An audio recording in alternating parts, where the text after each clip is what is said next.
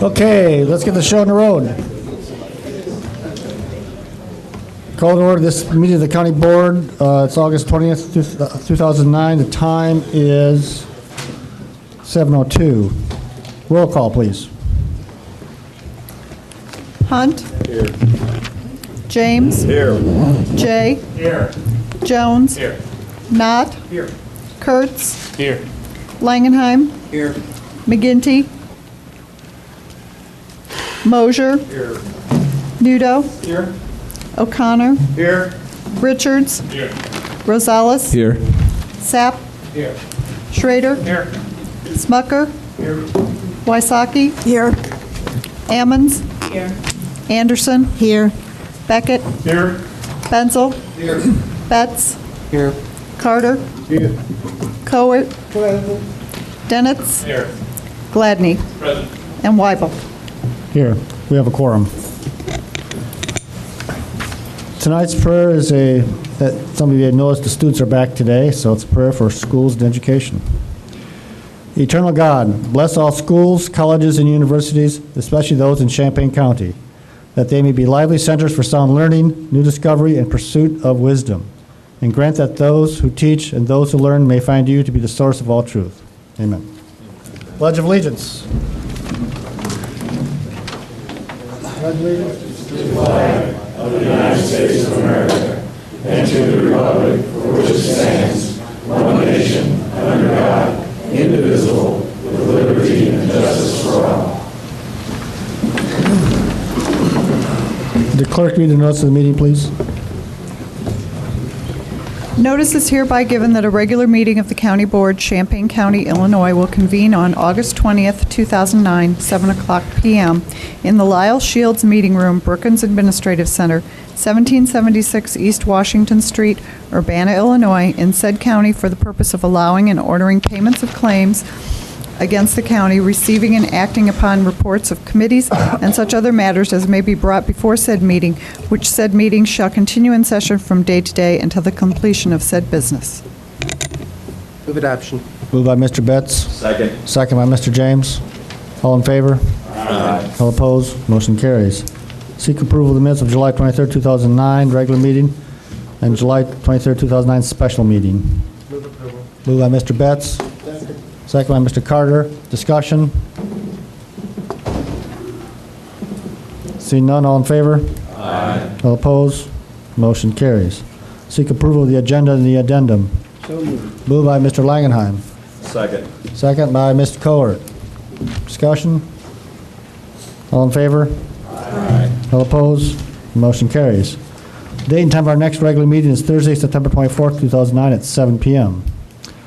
Next item is a special presentation. Mr. Beckett, will you step up to the mic?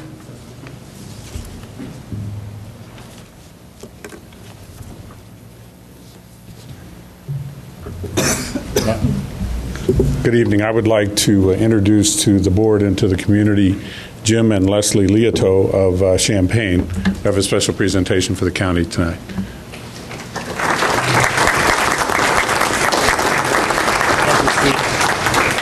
Good evening. Leslie and I feel privileged to be part of the spectacular clock tower project. Urbana is certainly a silent giant in the community and what it's doing for Central Illinois. Mayor's doing a great job. I'd like to commend him on what he's doing. To my friend Steve Beckett, what an honor, Steve. What an honor to help you. You've done so much for me. Your wife taught my kids at Holy Cross. We appreciate that a lot. And for the team that had the vision and the leadership to raise the money to build out and finish the clock tower, spectacular, just amazing. Leslie and I want to thank you, Steve, and your team for all of that. Thank you for giving us the privilege, letting us be part of this monumental task. Well done. Congratulations. And we have a check here for you for $100,000, which is a donation from Leslie and I, which completes our donation of $150,000. That's for you. Thank you.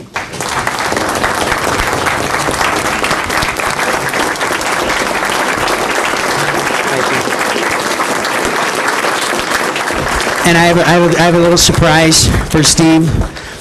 Whatever money you guys can raise, they're $200,000 short. Whatever you raise in September, I'll match up to $100,000. So if you raise $100, I'll match it, and we'll be debt-free, and we'll own it. So that's from us to you.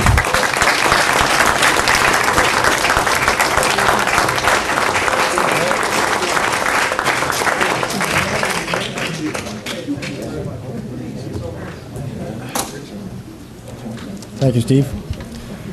Okay, next we have a special, adoption of a resolution. Ms. Wysocki, do you want to do that, please? Yes, I move the adoption of resolution number 7055, which is the only way in which the county can express their gratitude to members of the Clock and Bell Tower Citizens Committee and the Lincoln Exhibit Committee. Second by Ms. Amons. Discussion. Ms. Wysocki? I want to point out in this resolution that first of all, the Clock and Bell Tower Committee, for some of the new members of the board, has actually been in existence since 2001. So if you do the math, we're going into year 10 on this project. And this is a group of zealots when it comes to restoring this edifice in downtown Urbana. And they have really stayed with it through those periods of time when things seem to move along and those periods of time when things seem to be something on a slow track. But they need to be commended for the work that they have done.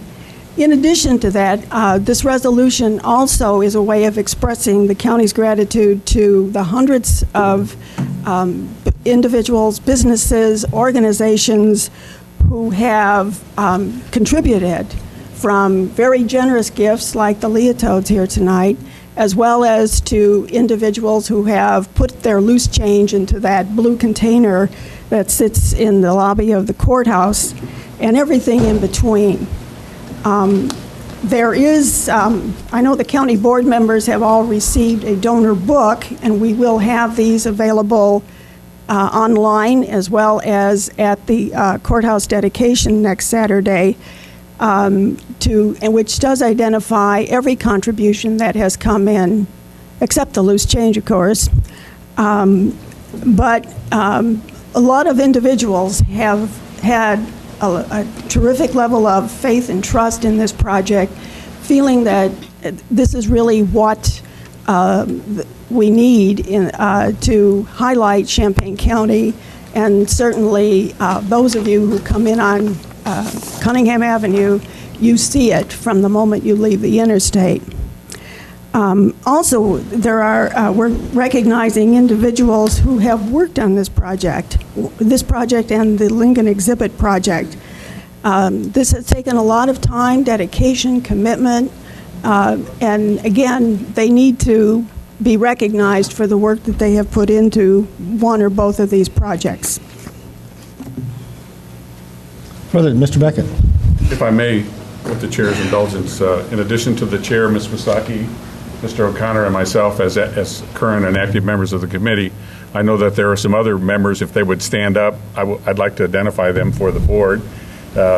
Mr. White, if you'd stand up. It's Bob White, Tom Burns, Harold Jensen. Yeah, he said my name.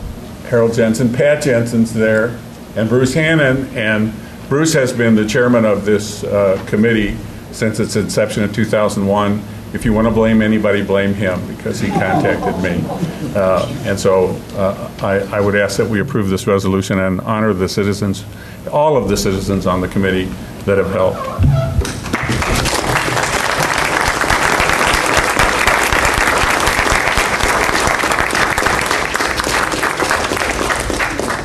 Further discussion? All in favor? Aye. All opposed? Motion carries. Public participation. We have quite a stack here tonight, so I'm going to invoke the 5-minute rule. That means you're limited to 5 minutes per person. Certainly you can speak less than 5 minutes. That's also recommended. Ms. Debbie Clark. And we have a total of 1 hour for all of them. Hi, I'm Debbie Clark, and I work for the Champaign County Nursing Home, and I'm also a union steward. I'd like to talk a little bit about the nurses. I was on the negotiation team that was going on for the past 9 months, and during that time, all of the negotiation team worked really hard at getting nurses to come on board full-time and getting rid of PRN and agency so that we'd have good staff. Now that the contract is about to be signed, the management is changing the policy. They're having nurses, now they're changing their days. They're having them work weekends, that they had made deals and agreements to work other days.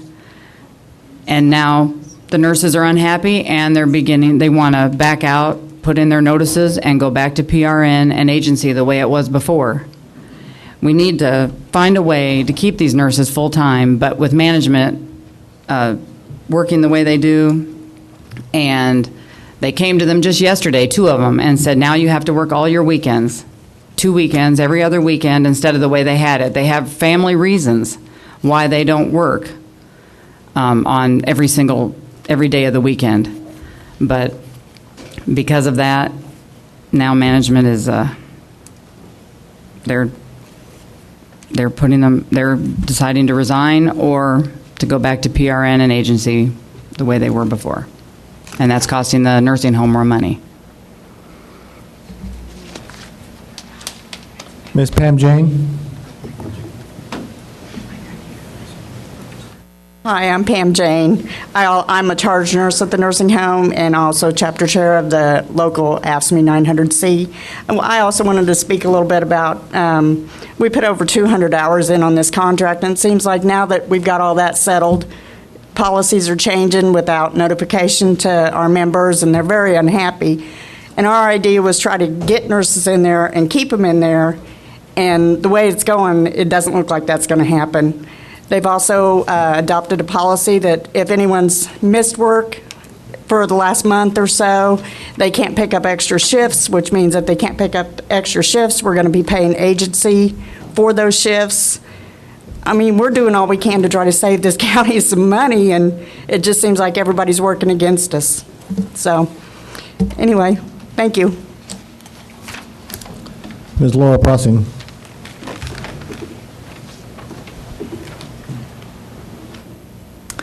First, I'd like to thank you for the beautiful restoration of the courthouse clock tower.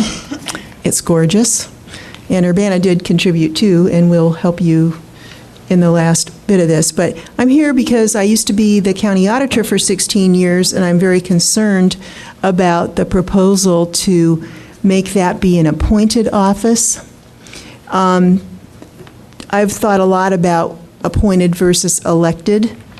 And I think that both can be good people or both can be bad people. But I think that we have a history in this county of a very good county auditor's office. And I'd like to point out that we had a state's attorney many years ago who was convicted of a felony and went to prison. But nobody said, let's abolish the state's attorney's office. We also had an appointed official, a public defender, that went to prison for a felony, and nobody said abolish the public defender's office. I think that the county auditor's office has a very long history. It started in, I think it was 1952, when this county got to a certain population level, and the reason the state law was written that way is that that was the feeling that at that point you needed a special office just to deal with the accounting because it was a big enough county. I think the issues that you should be looking at are checks and balances. That is the fundamental of democracy.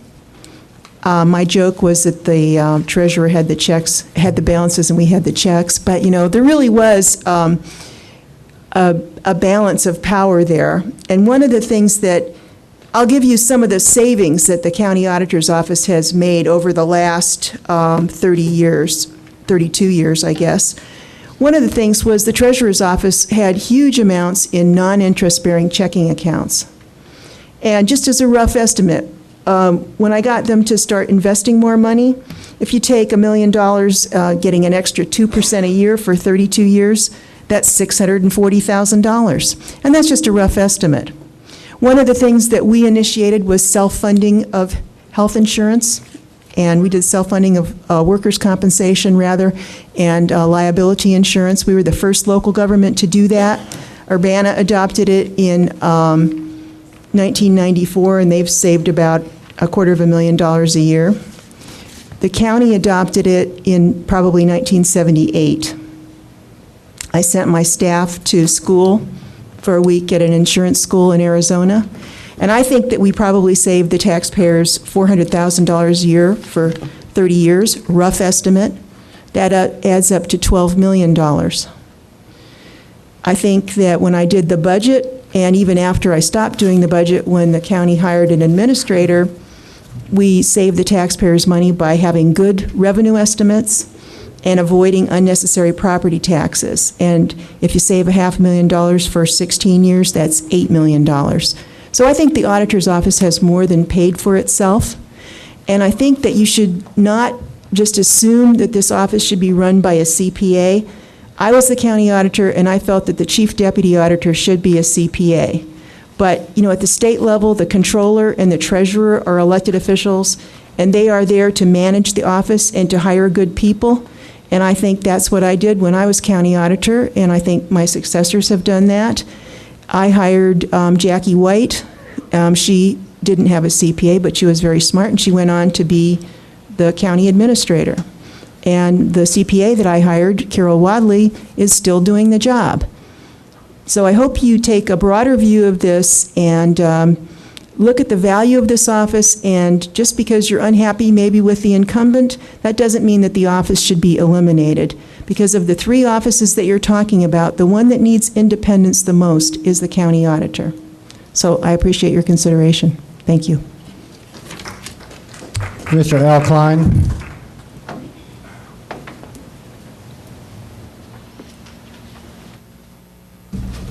Thank you. I'll only use a minute to voice my opposition to the proposal to dispense with an elected county auditor for Champaign County. I believe that a county of our size does need an independent oversight of its financial affairs, where the auditor is not under pressure to please this board or other public officials. And I do use the word independent and elected interchangeably sometimes, and we'll see why. I submit it's not the function of this board to conduct and effect a performance review of the current auditor, although this has sometimes appeared to be the case over this summer, and it is inconsistent with the results I see on the agenda tonight. Performance reviews for public officials are in the form of elections. If the auditor's work does not meet your expectations, it's your right, your duty, your privilege to work vigorously to elect a new auditor. But that's the kind of political activity that belongs at your central committees and not necessarily or appropriately, I think, in this room. I also believe it's disingenuous to keep insisting, as some do, that this measure is just pursued to let the public decide whether they want an independent auditor. Proponents of the referendum clearly want it to pass. Opponents want to defeat it. Everyone wants an auditor, and an auditor without independence isn't worth having. This resolution doesn't specify how this independence will be guaranteed if the auditor is not elected. I don't think there's any way to guarantee that independence if the board particularly demonstrates tonight that it is prepared to eliminate the whole office of auditor rather than rely on the electoral process to improve the auditor. And this independence, this ability to push back, is what the job is really about, in my opinion. We have heard examples during the summer of such instances as Arthur Anderson and Enron. This one occurred to me the other day. I'll try to propose this one. No one questions the quality or professionalism of the admissions process at the University of Illinois, be it undergraduate, professional, graduate school. The issue facing the university was not the quality of the procedures or the decisions or the personnel, but the unwillingness of even the most senior university officials to push back when improper suggestions were made to influence those decisions. Instead of shielding the university from such activity, some trustees, formerly elected, now currently appointed, actually facilitated them, and apparently others were not approached with any confidence that they could be of assistance to the university. Now, I don't push this example too far. No example similes will break down. But I use it to suggest that in the political arena, the only way for a public official to be truly independent is to have independent access to the electorate. The county auditor must be independent of this board to be effective, or to be able to push back any questionable practice of even senior administrators and other elected officials. Otherwise, what's the job all about? The county auditor needs access to the electorate to function properly, and the electorate deserves the ability to select its auditor. Passage of this measure is not in the best interest of Champaign County, and I urge you to reject it. Thank you. Mr. John Farney.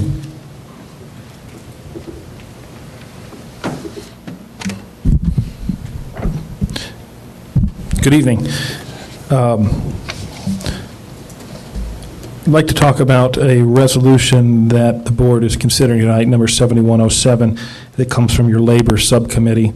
The resolution establishing a policy regarding attendance at labor management meetings or meetings required pursuant to collective bargaining agreements. I'm speaking to you in opposition of this resolution, and I have to say that there are many county employees, especially union employees, that really feel this resolution is setting things back.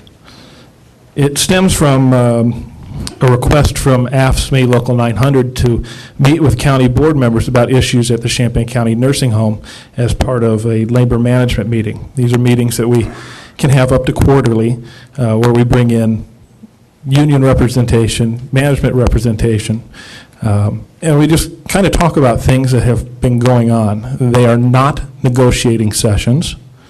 They may discuss policies. It may result in a change of a policy. In fact, the last meeting we had about 2 weeks ago seemed to be a very positive meeting.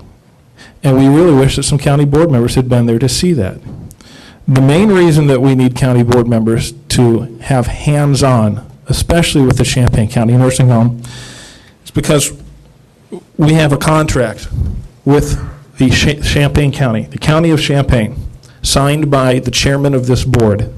We do not have a contract with the appointed county administrator. We have a contract with the 27 members of this board. You are who we work for. The county administrator is just another employee. You need to be part of this because, especially at the Champaign County Nursing Home, this contract, you might as well throw it away. Management there does absolutely nothing to follow it. Tonight you're going to ratify a new contract. That contract, they're already violating. Unfair labor practice charges are going to be filed. As soon as that contract is ratified, they're going to start violating that. We've had many of them. A little later, when Ms. Stewart speaks, she has a grievance log since August 5th of this year. It's that thick. You have a major problem with management of that nursing home, and you as individuals should be involved in the operation of that nursing home. If you don't want to have control of that nursing home, you shouldn't be on this board, or you shouldn't have a nursing home. Step up to the plate and do something. Along those same lines, tonight you're considering resolutions about appointed county offices. Appointed officials are not the way to go. There is no responsibility to the voters when you have appointed officials. We need to get away from this practice of handing all the work to bureaucrats. We elected you to do jobs, not appointed officials. Stop passing the buck and do your job. Thank you. Mr. Tony Fabry, please. Tony?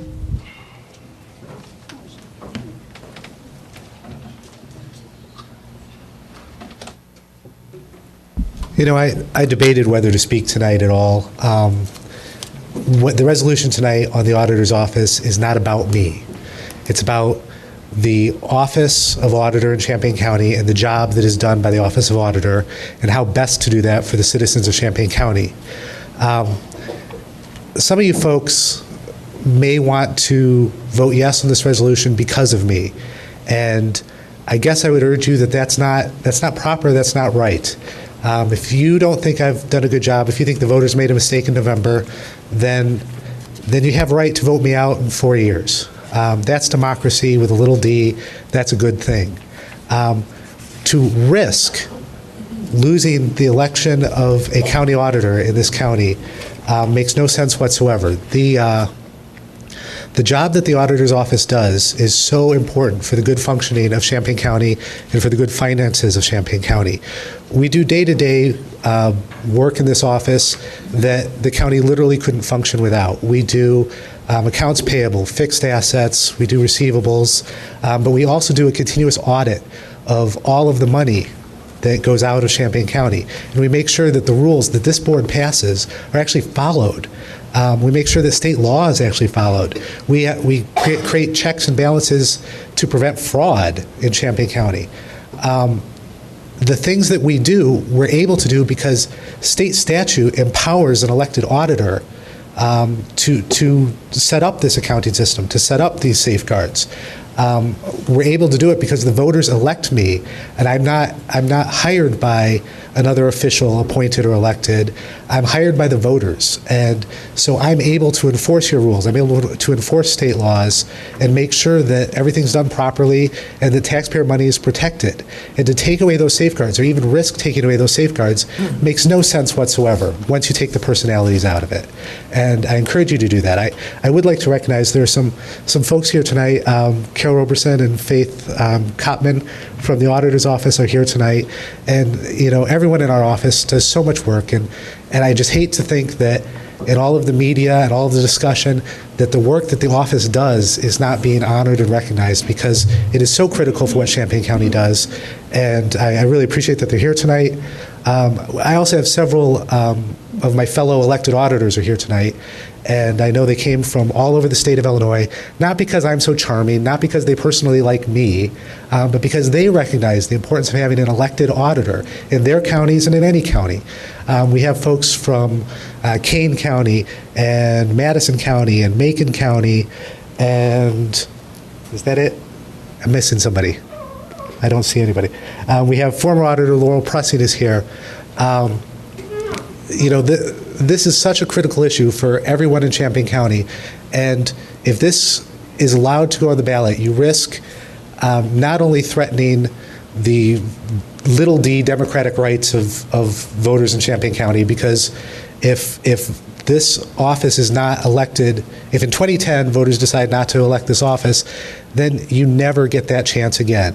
In 2012, nobody gets a chance to vote for Tony Fabry or vote against Tony Fabry. And that's the same for 2016, whoever's auditor then. This is a right that the voters in Champaign County are entitled to, and there should be no risk of taking that away. But also you risk the very soundness of the finances of Champaign County. And with the finances of this county being in the shape they're in, I would hope that this board wouldn't do anything to further jeopardize the taxpayer dollars that we all are entrusted to protect. And so I encourage you to vote no on the resolution to put the auditor's office on the ballot. Thank you. Marilyn Lindholm. Oh, Pull the whole thing down. Huh? Pull it down. There you go. Okay. Is this okay?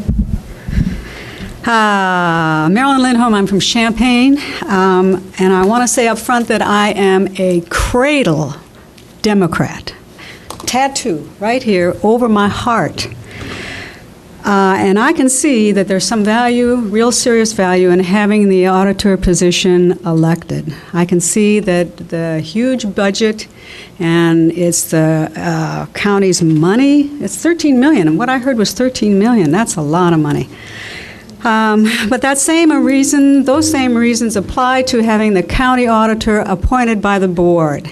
And I see more value in having the auditor appointed by the board. So I support what I think is Mr. Nudo's position, that the auditor should be appointed.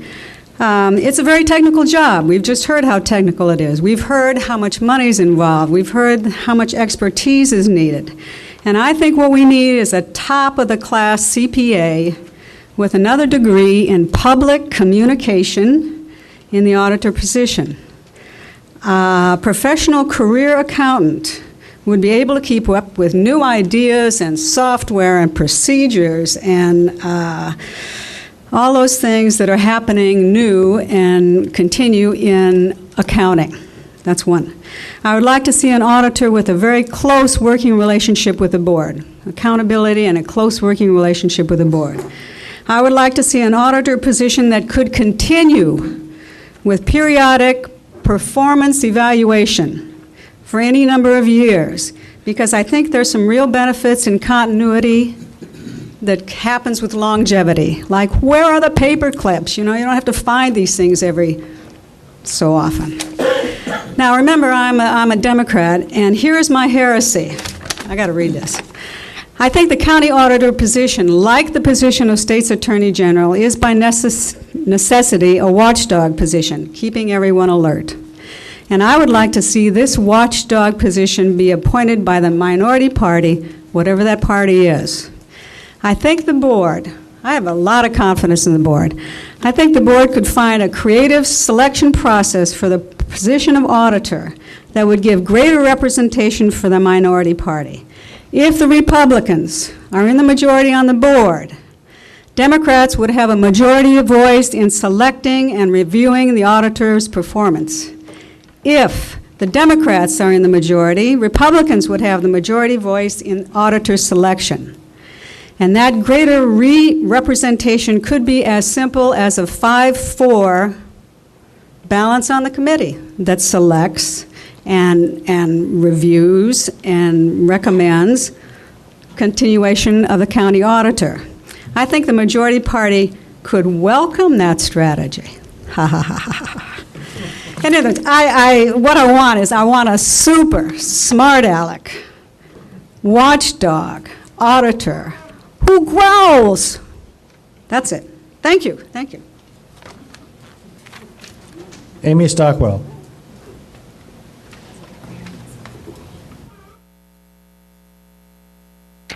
Never too late. Thank you so much. It's an honor to be here. I am the current elected auditor in Macon County, Illinois, your neighbor to the west. And obviously our experience is very different than yours, and the challenges we face are very different. So I just want to embody for you tonight the passionate intensity that I feel and that all of my elected colleagues feel to be the taxpayer's watchdog, to be the taxpayer's voice at the table.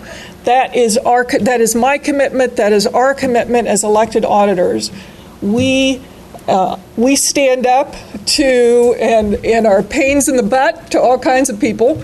My personal history in Macon County is when I was actually appointed to fill a vacancy and then faced the electorate some few months later, and Macon County was really in a terrible state.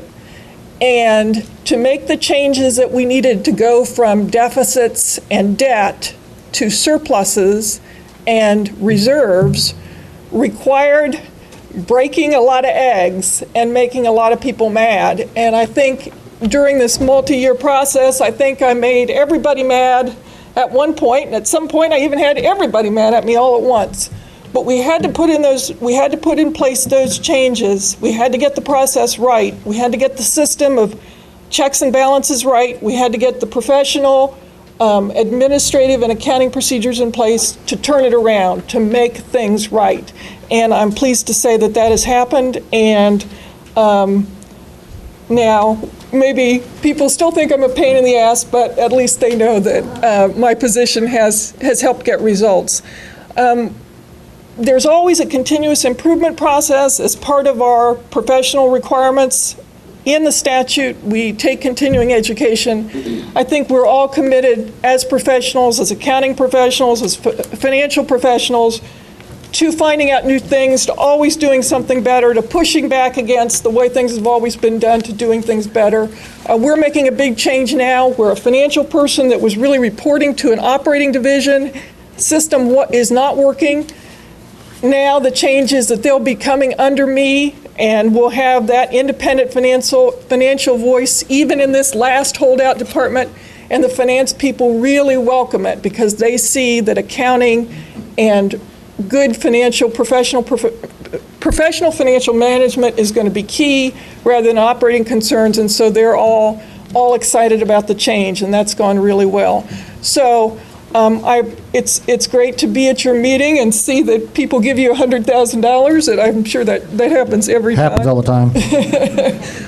But thank you so much for letting me address you, and I just want you to know that in the absolute bottom of my heart and every day, my concern is to protect the taxpayers, and that's what I insist from my people as well. Thank you.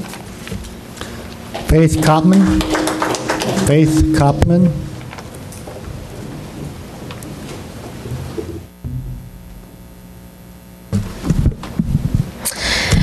I am the administrative secretary in the auditor's office. But first, I do want to say I support these nurses at the Champaign County Nursing Home. My grandfather was a patient there, and we recently lost him, and there was nothing better than to see the same nurse every day who knew you, who knew your family member. And when you walked in and there was an agency nurse, it was hard. You're not sure if they had the same amount of care for your family member. And as a fellow union sister, I support them. So I want to say that first. But let's get to the hot topic of the auditor's office. I've been there a year, and in that year I've learned that they are the most thrifty office I have ever been in. They lead by example, for sure. It's a very efficiently ran office. And I think a lot of this is attributed to having an elected auditor. Also, the integrity of the county as a whole would be lost without an elected auditor. One point is, why doesn't the legislative branch just go ahead and appoint us a controller and a state's attorney or attorney general? I mean, that's kind of what it is letting the legislative branch do that. So, I leave you with one question. How can you expect the policies that you guys passed to be enforced when an appointed official is in there concerned about losing his or her job because they don't make the decision that they may be swayed to make by who hired them? This makes it very independent. I've heard that by several people. And, by being elected, they don't care. They're there for the taxpayers and what the taxpayers want them to do, not to please anyone on a board. So thank you for your time. And again, great nurses. Mr. Bill Keck.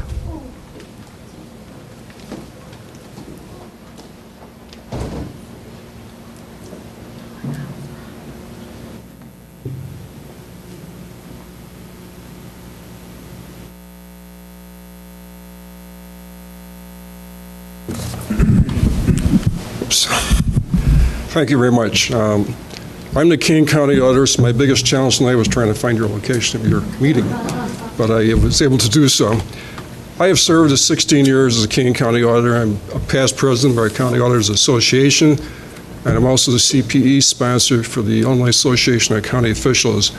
I mention that because an elected county auditor is required to receive 20 hours of continuing professional education every year, so they're able to get that through the association. I hear many comments tonight. One of the key ones is independence. I think that's the keystone of an elected position is independence. The lady proposing an appointed auditor, appointed by the county board, it has to be accountable to somebody. If your county is anything like Kane County, all of our appointed officials are indebted to the board chairman. So I question their independence or how free thinking they are. One of the key things in today's society is accountability. I've heard that mentioned. Your biggest accountability as an elected position is to the taxpayers. If they don't like what you're doing, they vote you out of office. Another key thing is transparency.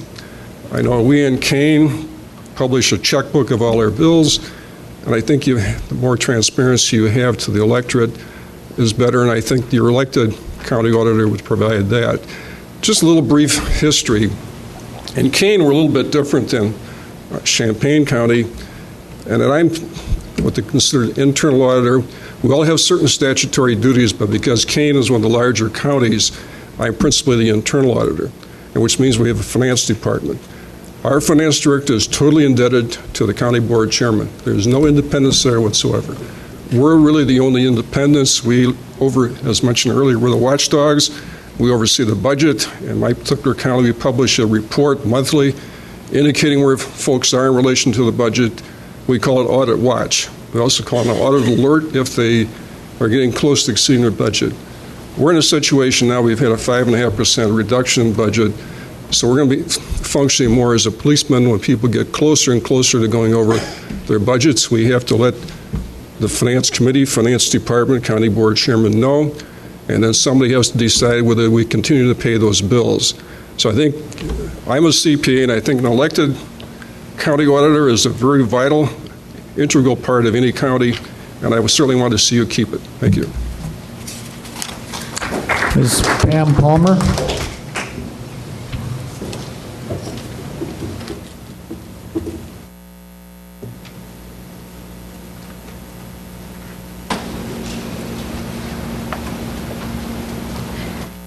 Hello, my name is Pam Palmer, and I'm the McHenry County Auditor. McHenry County, for anyone that's not aware, is located at the northern part of Illinois, borders Wisconsin, and we have Lake and Boone counties on both sides. Our population right now is estimated at 320,000. We're the sixth largest county in Illinois, and our 2009 overall budget was at $243 million. So my trip down here took me about 4 hours tonight, so I hope you'll see I'm very passionate about having an elected county auditor. Also, I want to thank you for letting me speak here tonight. Just a little background on me. I was the Chief Deputy Auditor of McHenry County for 8 years, and then the auditor that was in place retired to take care of her ailing 92-year-old mother, who still is doing quite well after she recovered. But I was able there was a group of 7 people that were interested in the job, and because of my experience, I am not a CPA, but because of my experience that I'm going to talk about a little more, I was chosen to be the appointed county auditor, and then I ran in a special 2-year remaining term election, and I just ran in November of '08 for my first full 4-year term. So I have a lot of campaign experience between that. But the setup in our office is we do have 5 people, including me. I have a chief deputy who's a CPA, and then I have a full-time internal auditor and 2 accounts payable staff. And we stay very, very, very busy trying to do everything for a county the size of McHenry. But one of the things that I think works very well in McHenry County is our administration are the ones that create the budget. We handle the accounting and the auditing. I feel it's a really good segregation of duties, which is something important to have in place. But there's one story that I'd like to give you about my previous experience before I went into government. I spent 20 years in banking. I was served in various managerial and supervisory positions within the accounting and auditing. And this is one that I think portrays what we are talking about, a lot of us tonight here, the discussion about independence. So if you'll bear with me, I'll just let you know about this. I was what they called the quality control person at the bank, same as an internal auditor. I had a written program that I followed, and part of that program was for me to go through and take a certain percentage of the new loans that were made each month, the mortgage loans, and to go through and review those for everything. Regulatory compliance, bank compliance, documentation, everything. And to tell you why I think this is an important story, our bank was a stock institution. And so the president and the vice president of lending's bonuses at the end of the year were based upon the performance of the bank. So for our bank to continue making loans, selling them to Freddie Mac and Fannie Mae and other investors, which we now know was a real good idea, right, in our current environment, but they would continue to earn service fee income, get the money back from selling the loans, and continue making them over and over and over again. To get to the point of my story, my internal audit reports were given to the outside board of directors who were comprised of the audit committee. And my reports every month were not very good for the president and vice president of lending to hear, because I was finding all sorts of problems in their documentation, everything. So what happened was I heard rumor that the bank president had talked to the audit committee and said, "We want Pam fired." And I heard that rumor. And so you can imagine, as I went to my next monthly committee meeting to sit down, I was shaking. I was scared. I thought I was going to be out of a job. And I went into the room with the outside board of directors, and I sat down. And the chairman of the committee said, "Pam, Dave wants you fired." And I thought, okay, here it comes. And they said, but you know what, Pam? We want you to continue doing exactly what you're doing because we want to know what's going on. The point of my story is, if I had reported to management, to the bank president, to maybe the director of finance, I can guarantee you I would have been out of there because all of those gentlemen's salaries and their bonuses were dependent upon them turning the bank with a good profit. So I know this doesn't relate exactly to government, but I have a very strong feeling about the independency of the function, and I can tell you I see it over and over every day as I serve as county auditor. One of the things I have set up is a fraud, waste, and abuse hotline, and I have a lot of people that come into my office and shut the door, and they tell me very confidential information because they know that it's not going to go any further. There's not going to be retribution to them from my investigation. I have a way then that I can either perform an audit or do other types of things that keeps them out of it, but it helps to strengthen the county. And that's exactly why we're there, as a watchdog, and to strengthen the county and make the county the very best we can. I think that was my main thing that I wanted to talk about, but there's one other, I think, important thing right now in our economic environment, and that's the fact that whenever there's budget cuts that have to be done, we have to tighten the belt, tap on the brakes, that's exactly when things get riskier.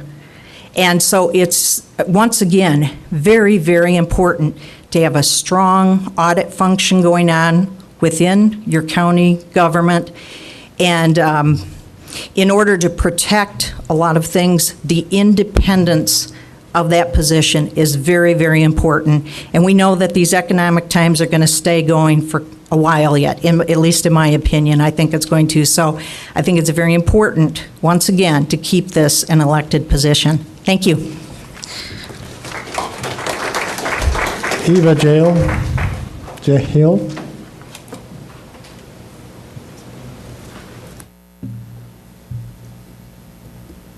Hi, my name is Eva Jele. I'm from Champaign, and I just want to remind you that during the committee hearing, where the vote placed this auditor on today's agenda, you heard from Rick Winkle. You've heard from an amazing array of professionals with an amazing amount of institutional knowledge, and they all said the same thing: the auditor needs to be elected. And I would just like to remind you to that voters usually see through self-serving behavior, okay? And I really think that the auditor needs to be an elected official, and anybody on the board that thinks otherwise seems to have an agenda other than what's best for the county. And now to Resolution 7107. My question is, who wants to hide what from whom? Why can't county board members be present at anything having to do with the contract? Just the idea of it is mind-boggling. Again, follow the why, who, how, etc., etc. Thank you.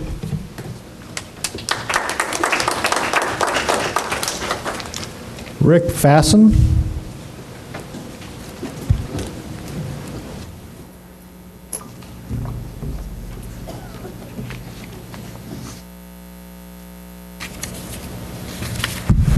Thank you, Mr. Chairman. It's a pleasure to be back again. I feel like I'm a member of the county board. I'm going back to my days as a member in Madison County. But I appreciate the time, Mr. Chairman, and your time also as county board members. I appreciate your position because I've sat in your position for 6 years.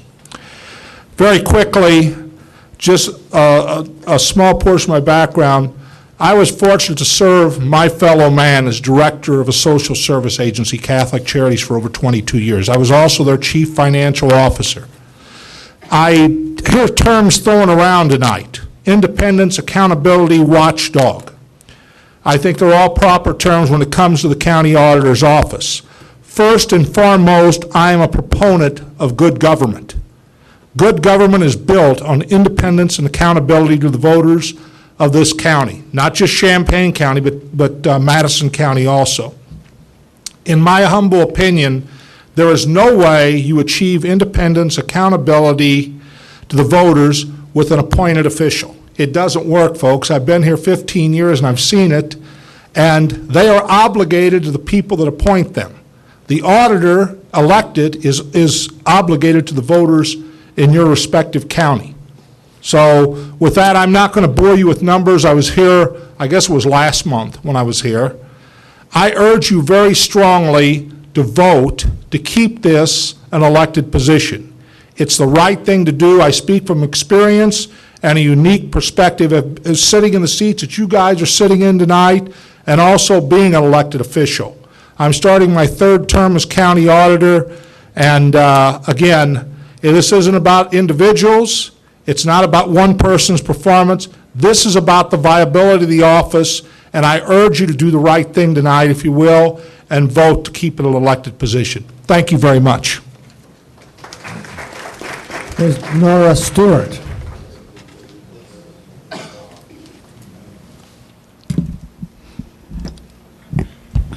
Good evening. My name is Nora Stewart.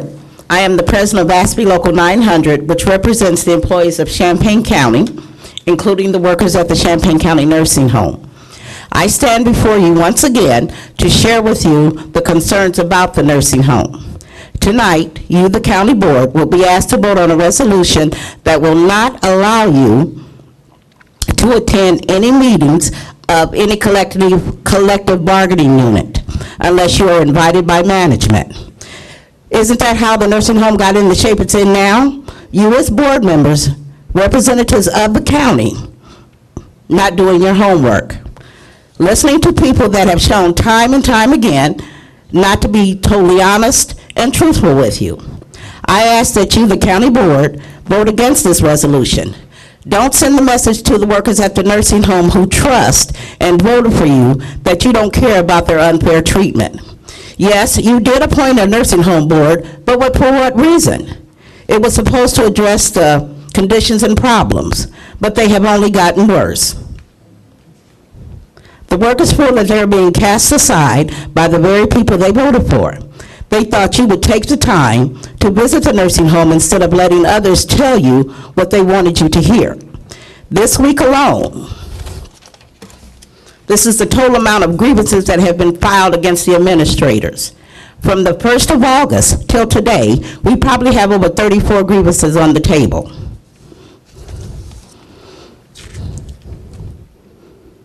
Tell me, does it sound like things have gotten better? Contrary to what you might have been told by management. This is something that management is not going to tell you. If you pass this resolution tonight, believe me when I say the registered voters, residents, and workers of the Champaign County Nursing Home will show you the same courtesies that you've shown them come election time. Thank you. Ms. Barb Praska.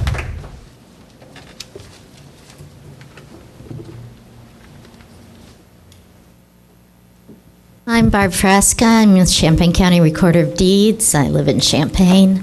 I really wasn't going to speak tonight until someone brought to my attention a nice little article that was in the News Gazette last night. And I'd like to say I do read the News Gazette every night. It was just the storms last night that had me cowering in the basement. So I remember back, and I don't know, Deb, it was probably April, May, when we started talking about this whole thing of elected versus appointed county officials. And I was so hoping that Dwayne would be here because he's so much better about talking about these things than I am. And unfortunately for someone or someone's family, he's not here, and I'm sure it's for an unhappy reason. But the article in the newspaper last night kind of got my dander up a little bit, because when we started talking about this, I've been now county recorder for 12 years. And for probably the past 10 of those years, there's been a discussion about whether or not to combine the recorder's office with the county clerk's office, or whether to make it an appointed office. And for 10 years, I've defended the importance of the recorder's office, the importance of it to remain elected. I'm not a watchdog, I'm more of a poodle. My husband would say I'm probably more of a chihuahua because I am a little whiny at times, but I think the recorder's office is a very important office. Oh, Dwayne, you're here now. Now that I'm up here making a fool of myself, you show up. Now I lost my train of thought. So, okay. But anyway, when we started this whole process, I was like horribly upset again. I went through the whole crying jag at home. I'm going to lose my job. Oh no, what am I going to do? I love what I do. My employees, what's going to happen to them? And my husband calmed me down, and everybody said, don't worry. We're going to do this. We're going to do it right. We're going to take our time. We're going to spend time investigating. We're going to have you prepare presentations. We're going to present them. We're going to make a decision. The decision's going to be final. And whatever happens, it's never going to be brought up again. And I'm like, okay, I can live with that. At least knowing is better than not knowing at all. So we went through all the things coming to the meetings, and it started out, and I think Dwayne will agree with me, it started out where the discussion was combining the office, combining the recorder with the county clerk and the coroner with the sheriff. And then suddenly it changed to, no, we're not going to combine the office, we're going to change it from elected to appointed. And so I was okay. I'd already done my presentation, which I didn't change at all. I kept exactly the same, which basically dealt with the fact that the recorder's office is important. It needs to be elected. It needs to stand alone. And I presented it to the committee, or the members of the committee that chose to show up that evening.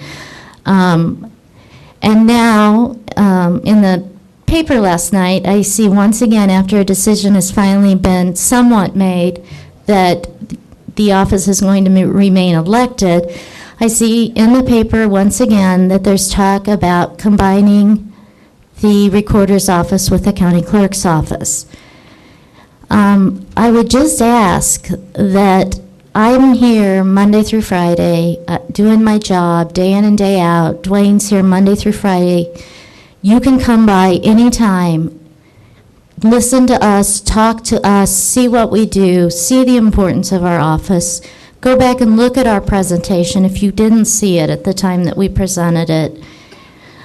But please, please, for the people that work in those offices, not just for Dwayne and I, but for the people that work in those offices, the people that depend on those offices, the attorneys, the funeral directors, the banks, make a decision and make it for the right reasons. Thank you. Marcus Barn.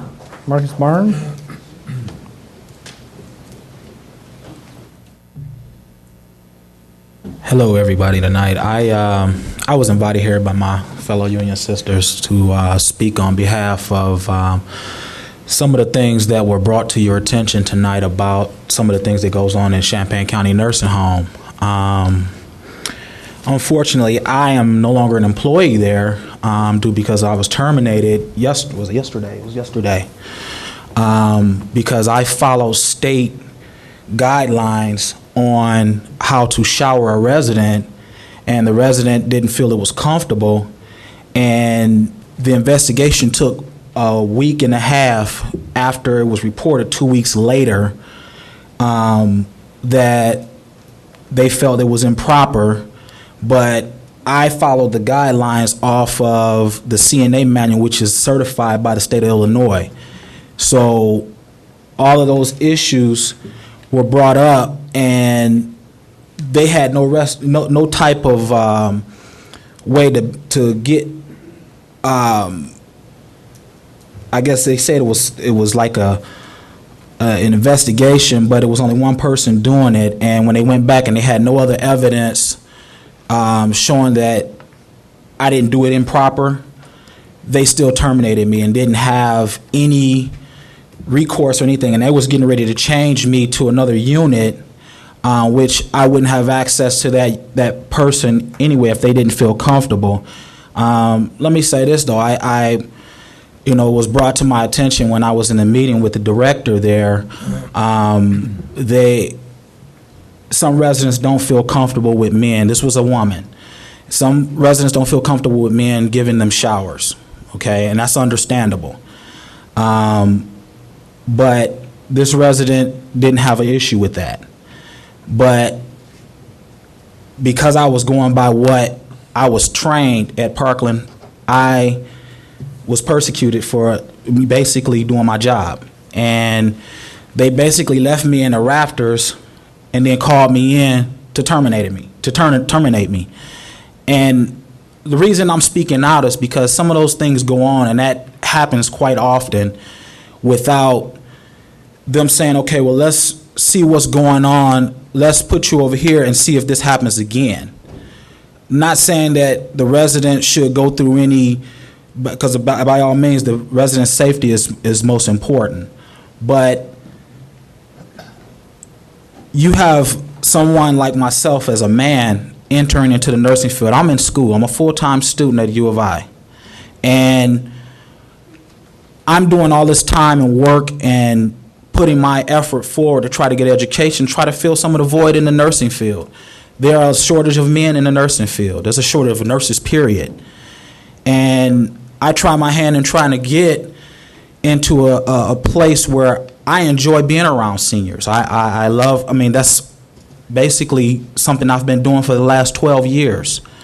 But I just recently decided to go to school for it and, pursue an education in it. But as I was working here, there were no other complaints against me. But this situation came up all of a sudden, and my thing is they did multiple contract violations by not giving me any written statements of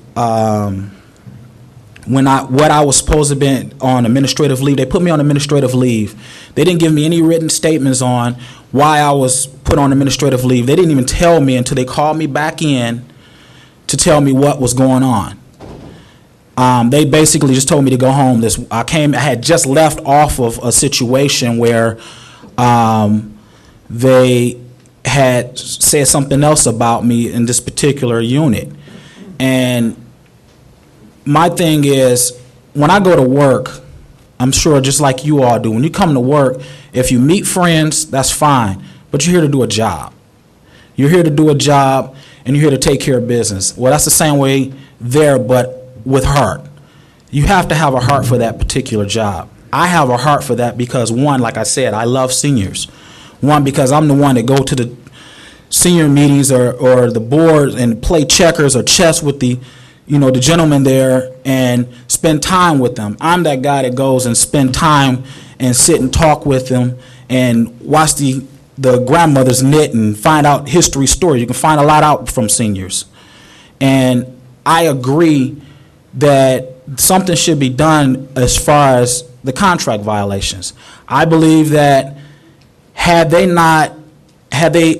someone from the board sat in that and come and basically pay a constant visit to the nursing home to do checks and balances, basically check up on them unannounced, I think a lot of things would probably run smoother there. But also there should be something in place where, like me, I'm scarred. I don't want to work in another nursing home, especially not in Champaign, because if that's all it takes is for somebody to say, oh, I don't like the way he gave me a shower, and I lose my job over that, then I'll just rather stay in school and finish and get my degree. I only got a year and a half to go, and I'll have a bachelor's degree. And I won't revisit that. The only reason that I have not pursued, I actually am at the point now at nursing that I can actually go and get an associate's degree. I can get an associate's get my RN license with an associate's. But I chose not to do that. I chose to stay in school from a professor's recommendations to keep in school because I'm pursuing something a little higher than just RN. But if you're going to allow this and not have something in place to protect not only the residents but the employees as well from abuse from management, of violating contracts and stuff, like he threw out the contract before, what's the point of even having a contract? And what's the point of even having any rules at all in place to protect anyone? Because if they're going to just violate it, then it serves no point. And somebody else comes in there. Men are rare in this field. And when you have a male come in this field and they're accused of not properly giving a shower correctly, that scars men. Just like in teaching, you have fewer men. You're going to have fewer men that are in nursing. And I don't believe that, in my personal opinion, I believe that if there were more people from the board that would come in and check on the nursing home and make sure that things are being ran right, I mean unannounced visits, to see how things are going, I think that would shape, let the county management know, let them over at the nursing home know that, okay, they're being watched. So let's do this right, and let's follow the contract. Let's do this right. Marcus, could you wrap it up? You're running out of time. I'm done. Okay. Is there any other public participation? Seeing none? Let's move on to announcements, communications. I want to point out one thing. There's a survey, county board member survey list on some of your desks. This is for changing the way we do some of our meetings. If you've done it already, just ignore it. And thank you for those who filled it out tonight. Mr. Beckett. As a follow-up, if I'm on, as a follow-up to that, I have drafted proposed changes to county board rules to reflect committee of the whole meeting structure, to try to put in writing what a committee of the whole meeting process would mean. I've asked Mr. Betts to put this on the agenda for the policy committee in September. I did discuss with Ms. Busey earlier this evening that one item that she and I had discussed did not get included in this, and I'll make sure that it is in the final draft that goes to the policy committee. And I think we probably need to send that out right away. But under paragraph 18, effective date, I would add language, something of this nature: effective date and duration. The resolution shall become effective at the first county board meeting following adoption of this resolution. With respect to standing committees and the committee of the whole, it shall remain effective until November 30th, 2010, at which time it must be reenacted, having expired of its own terms. And that's a sunset provision that I had indicated that I'd like to have included. I'll give that language to you, Ms. Busey, and you can do that. Thank you. Other announcements? Ms. Wysocki? I'm going to do this as an announcement because there's an item from ELUC that is on the consent agenda, and I did not want it to go unnoticed. At its last meeting, the Environment and Land Use Committee approved unanimously a natural hazard mitigation plan for Champaign County. And I really think we need to commend Bill Keller, who chaired that committee. I think worked with 17 counties, a lot of counties and organizations, which basically gives Champaign County a plan that has to do with how we deal with natural disasters, floods, hurricanes, tornadoes, you name it. This is important for several reasons. One, because I think it puts all of the governmental units in a position to be able to coordinate and to collaborate with each other in terms of should something of that caliber happen in Champaign County. And the other reason, which maybe is more important, is that with this plan, we are again positioned in such a way that we've met all of the requirements for FEMA eligibility, which you all know from disasters that have happened elsewhere, that unless you have a plan in place, you do not just get federal dollars should such an emergency occur. So I think the committee ought to be commended for the work that they have done, and this should probably have a readership wider than just the members of the Environment and Land Use Committee. I do have another item, at least to bring to people's attention, and that is that the Land Resource Management Plan Steering Committee has completed its work, and this committee has adopted 10 goals and a number of supporting objectives and policies that have to do, that serve as a guidepost for land use issues in the unincorporated areas of Champaign County. This was an 18-person committee that represented elected as well as appointed officials. It was people who came from all geographic areas of Champaign County. It was sort of a meeting of the minds of philosophical approaches to land use issues. And after 2 years of good, solid work, many voluntary additional meetings at their decision, they have something that they are now forwarding to the Environment and Land Use Committee and ultimately to the County Board. There will be a study session regarding this document on September the 14th at 6 p.m., preceding the regular scheduled meeting of ELUC in September. Public is welcome to come. Public is welcome to offer testimony. And we need to complete this last process of getting the necessary approvals. Mr. Kurtz. Thank you. I have 3 announcements. A few weeks ago, I attended a seminar at the Farm Bureau, and the chief of the fire department in Thomasboro spoke to us and explained to us some of the shortages of equipment they were having in the county. One particular piece of equipment which was life-saving and was in very short demand was a Liberty rescue tube, which extricates workers and farmers who fall into grain bins. Recently, we've had a death in that area.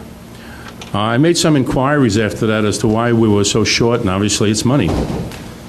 I did some research and was able to ascertain that State Farm Insurance has a small equipment grant program for first responders.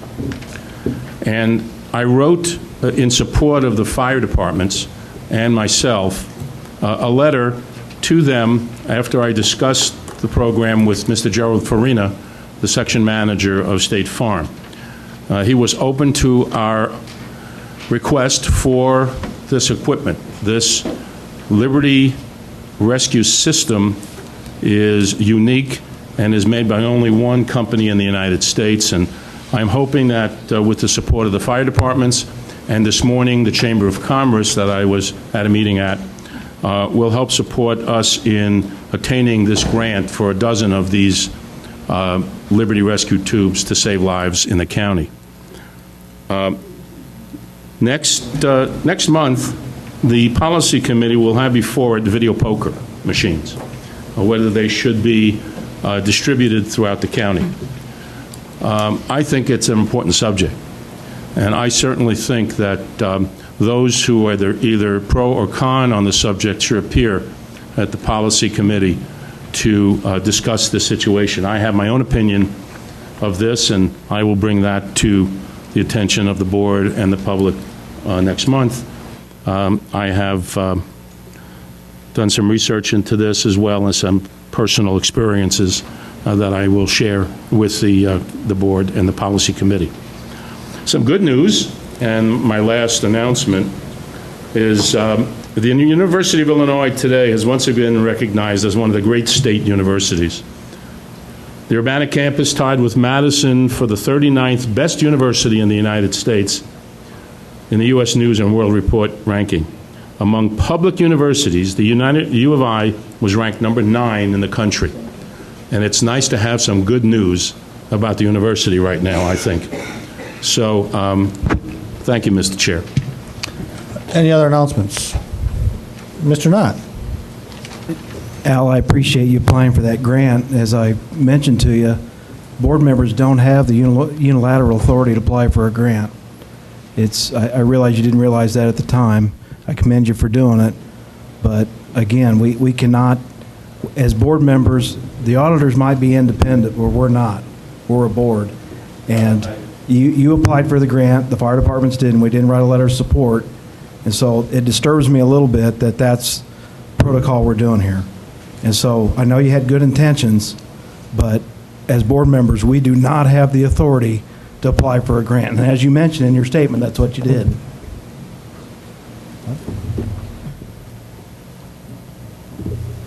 Further discussion, further announcements? Ralph? This has nothing. Microphone? This has nothing to do with anything that's been mentioned so far. It's come to my attention, perhaps unreliably, that Mr. McGinty had very serious heart surgery, and perhaps it might be appropriate for the county to send some sort of a get well card.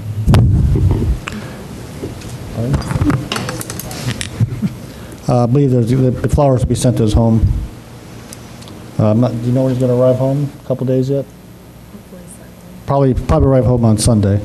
Mr. Noodle, do you have a statement? I spoke with his wife today, and he underwent 5.5 hours of surgery, came through it fine. He was up and sitting in a chair this morning, and hopefully they say 5 to 7 days, but they're talking to him about going home in 4, so strong guy. Okay. All right. Let's move on to consent agenda. Are there any items that people wish to have taken off the agenda? Mr. Richards. Mr. Chairman, I'd like to pull facilities item D1 off of the consent agenda.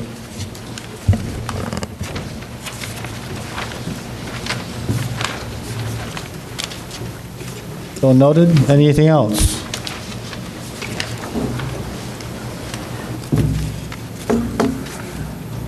Mr. Mosier? I move consent.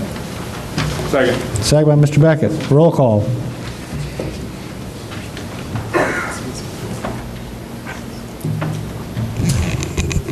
Hunt? Yes. James? Yes. Jay? Yes. Jones? Yes. Knott? Yes. Kurtz? Yes. Langenheim? Yes. Mosier? Yes. Nudo? Yes. O'Connor? Yes. Richards? Yes. Rosales? Yes. Sapp? Yes. Schrader? Yes. Smucker? Yes. Wysocki? Yes. Ammons? Yes. Anderson? Yes. Beckett? Yes. Benzel? Yes. Betts? Yes. Carter? Cowart? Denitz? Gladney? Yes. And Weibel? Yes, motion carries. Committee reports, policy, personnel, and appointments. Mr. Betts. Good evening, Mr. Chairman. Good evening, members of the county board. I move adoption of resolution number 7096 to maintain the office of the Champaign County Recorder as an elected office, and I so move. Second by Mr. Mosier. Discussion. Mr. Richards. Mr. Chairman, I would like to move a substitute motion placing the question of elimination of the elected offices of county auditor, county recorder, and county coroner in Champaign County on the November 2010 election ballot. Second. The second by Ms. Ammons. Discussion. Let's go with Ms. Ammons. I'd like to first and foremost thank the other county auditors who have come out on this question and the public who has taken time on this issue. Unfortunately, can you hear me? I'm sorry. A little closer to the mic, yeah. You're fine. Yes, now. can There you, can you hear me now? Unfortunately, we've been put in a position to either single out one office or deal with all three offices. And I in no way can support any position that singles out an office and decides to remove its electable status from the people without seriously considering on the same basis all three offices. Initially, I was prepared to vote no on item 3, and I am still prepared to vote no on item 3 as it stands.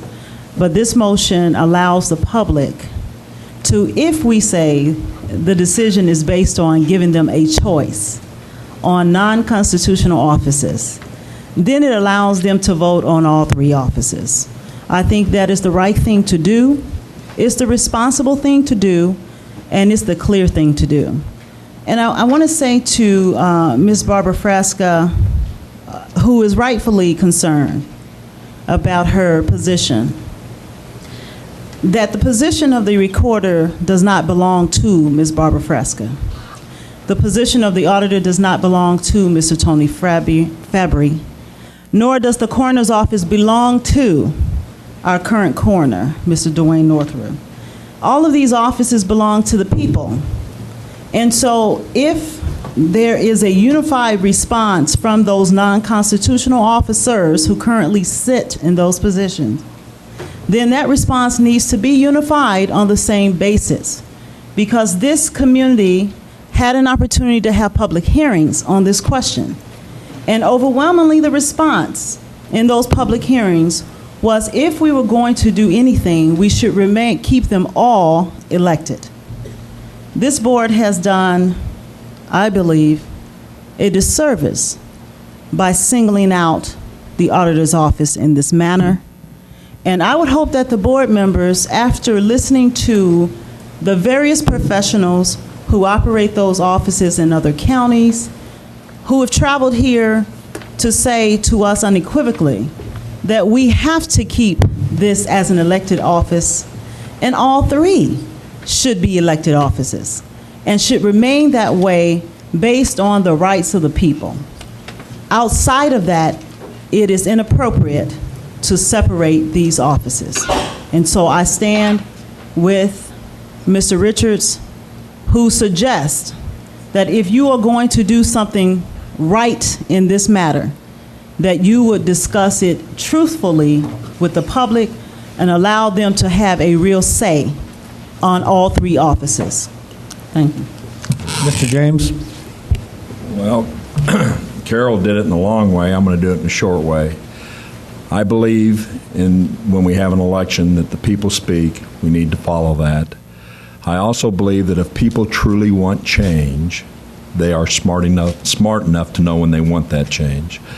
They can petition for anything they want on a ballot, and I think it's up to them to commence with that if they want to change the way government is at now with these elected offices. I really don't think any of us in here should ever elevate ourselves, other than me, to King James. Mr. Richards? Mr. Chairman,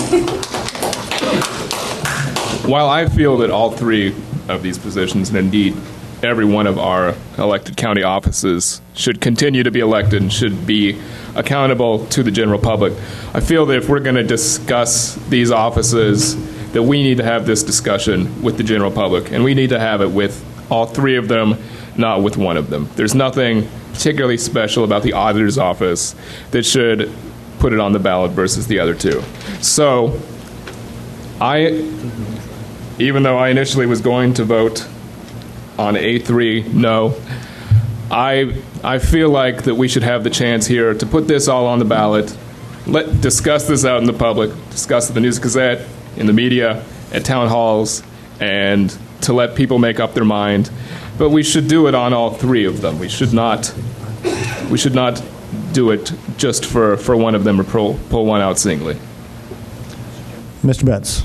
I would like to offer an amendment to Mr. Richards' motion. His is to place the Office of County Recorder, Coroner, and Auditor seriatim or collectively on the ballot. My amendment would be simply that we not place the office of Recorder, Coroner, or Auditor on the ballot. That it collectively not be placed on the ballot. My amendment is a not. Second by Mr. Langenheim. Mr. Carter? Yes. Can I speak? Yes, absolutely. You have the floor. I want to thank all the good citizens that came up here and supported us or not. It just makes my heart warming because we need it. You have board members set up here and bust their brains out, try to do the right thing for the taxpayers, but it seems that there's always a few that want to tear up the structure for some reason. I don't know why. And all of us, well, you all, I had to be here anyway, but I think you all could have been somewhere enjoying something else that have to come up here and go through this because it's nonsense. It's nonsense to take the power away from the voters. I can't understand that. And you've been up here once before and showed the majority of what you wanted, and it seems to don't rest to some folks. They still keep on trying to disrupt the goodwill of the county and the ability for the people to serve the county. And I just want to say thank you. And I'm not supporting, well, the fact of the matter is, we could have let it stay like it was. I don't know why you have to go, you have to vote on that position right now. And it should be that way. I don't know why you got to go through all of this rigmarole to try to change something that don't need to be changed. Thank you. Mr. Gladney. Thank you, Mr. Chair. Just a few things. The referendums for these three offices are not mandatory referendums, unlike some of the ones that come before us, the school board one being an example. This is something that is our choice to make, and that is one of the reasons we are elected, is to discuss these issues, think them over, and then decide on, for example, do we want to place this on the ballot? During the course of this public discussion over the last few months about these offices, I've heard a lot of soaring rhetoric and some nobility that's been attached to this, but oddly enough, only to the auditor's office. And that rhetoric consists of, I've heard people say that this is the people's office. People should be able to decide whether it's elected or appointed. Well, the auditor's office is no more, no less the people's office than is the county recorder and the county coroner. So if that is going to be the argument used to let the people decide, then that is not strictly solely on the auditor, on that office. That is for the other two as well. I think the people do get to decide. The people get to decide every 4 years. Not potentially, if this goes on the ballot, once, and then it's over and done. The government isn't perfect. It doesn't run perfectly. Sometimes we don't like incumbents or we don't like who we elect. It happens from the lowest to the highest political offices in the land. But usually depending on the office it is, every 2 years or every 4 years or 6 years, we get to decide if we want to toss out incumbents or if we want to keep them or elect new people. I think that's the way it works best, not to have a potentially one vote decision and then it's gone for good. And I just really want to stress again that if you want to make this about letting the people decide on this issue, that can't just be relegated to one of these offices. That should be then expanded to all three. Thank you. Let's go to Mr. Knott. I appreciate the opportunity.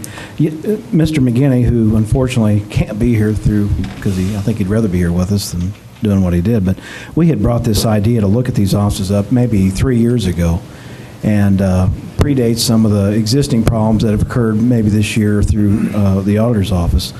But I guess at that time we had looked at combining the coroner with the sheriff. The common theory we hear: put the coroner with the sheriff, the recorder with the county clerk, and the auditor appointed or otherwise. It wasn't really until this summer that we had the opportunity to have the public hearings and the three good presentations that were done by the current office holders. And I guess what struck me during that process is, and what I've heard even up till tonight, is there's probably no perfect solution between elected and appointed. We've had our own problems with appointed officials, and as Ms. Pressing pointed out, with our own elected officials. I think in Macon County, years ago, they had problems with their elected auditor. So there is no perfect solution. But what I did see out of that was, in terms of our structure of government here in Champaign County, the coroner and the sheriff just weren't a good fit operationally.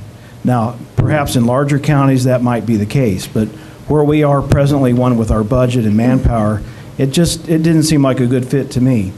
The recorder, the same thing. It would just simply be lumping those duties in with the county clerk's office, and again, it just operationally didn't make a lot of sense to me. What struck me also about those two offices was the day-to-day public accountability that both of those office holders and their staff have with the public on a transaction basis. Barb with the recording transactions she does, and Dwayne with the families that he has to help during their crises. The auditor really it serves us. It serves the public as potentially as a watchdog, as several of his colleagues have mentioned tonight. But that position, though it serves the public as a watchdog, the other two, I feel, serve the public much more on a daily basis than the auditor does. The auditor, unfortunately, could have the appearance to have less accountability than the other two, and I believe that's because of the public day-to-day interactions that those two other offices have.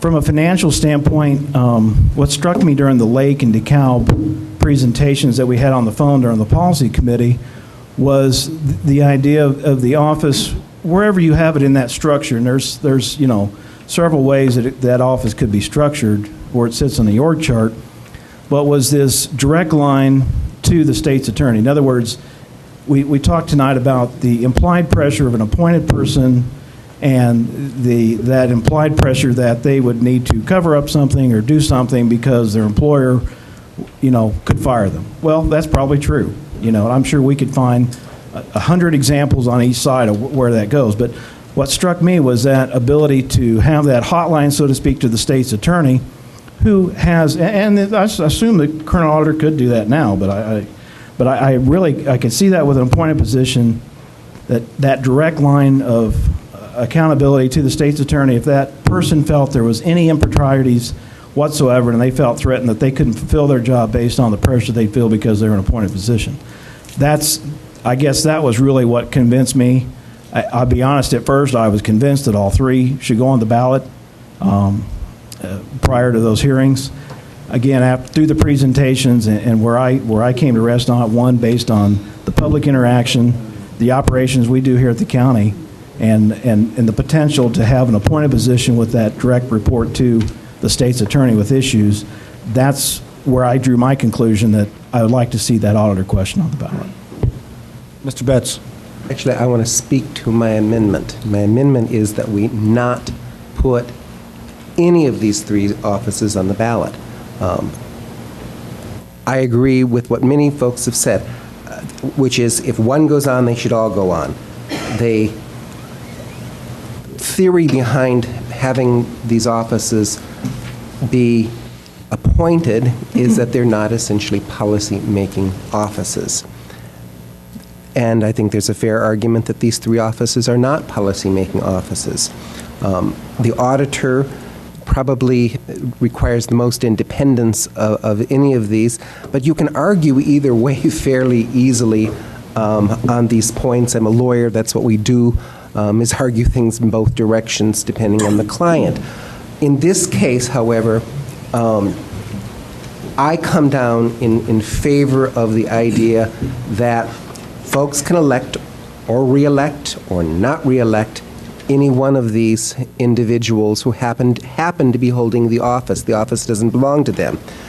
I don't think that there's been any, in fact, if there had been a hue and cry for this to be placed on the ballot, we would have, in fact, had people out getting petitions to place this on the ballot, which can be done. We've placed items through petition on the ballot in this county before. The at least 3 times whether or not to have an elected executive. It was done by petition. We put on the ballot whether or not to have an election commission in this county. We did it by petition. So that in fact can be done fairly easily. It may yet be done. There's lots of time before the deadline on this.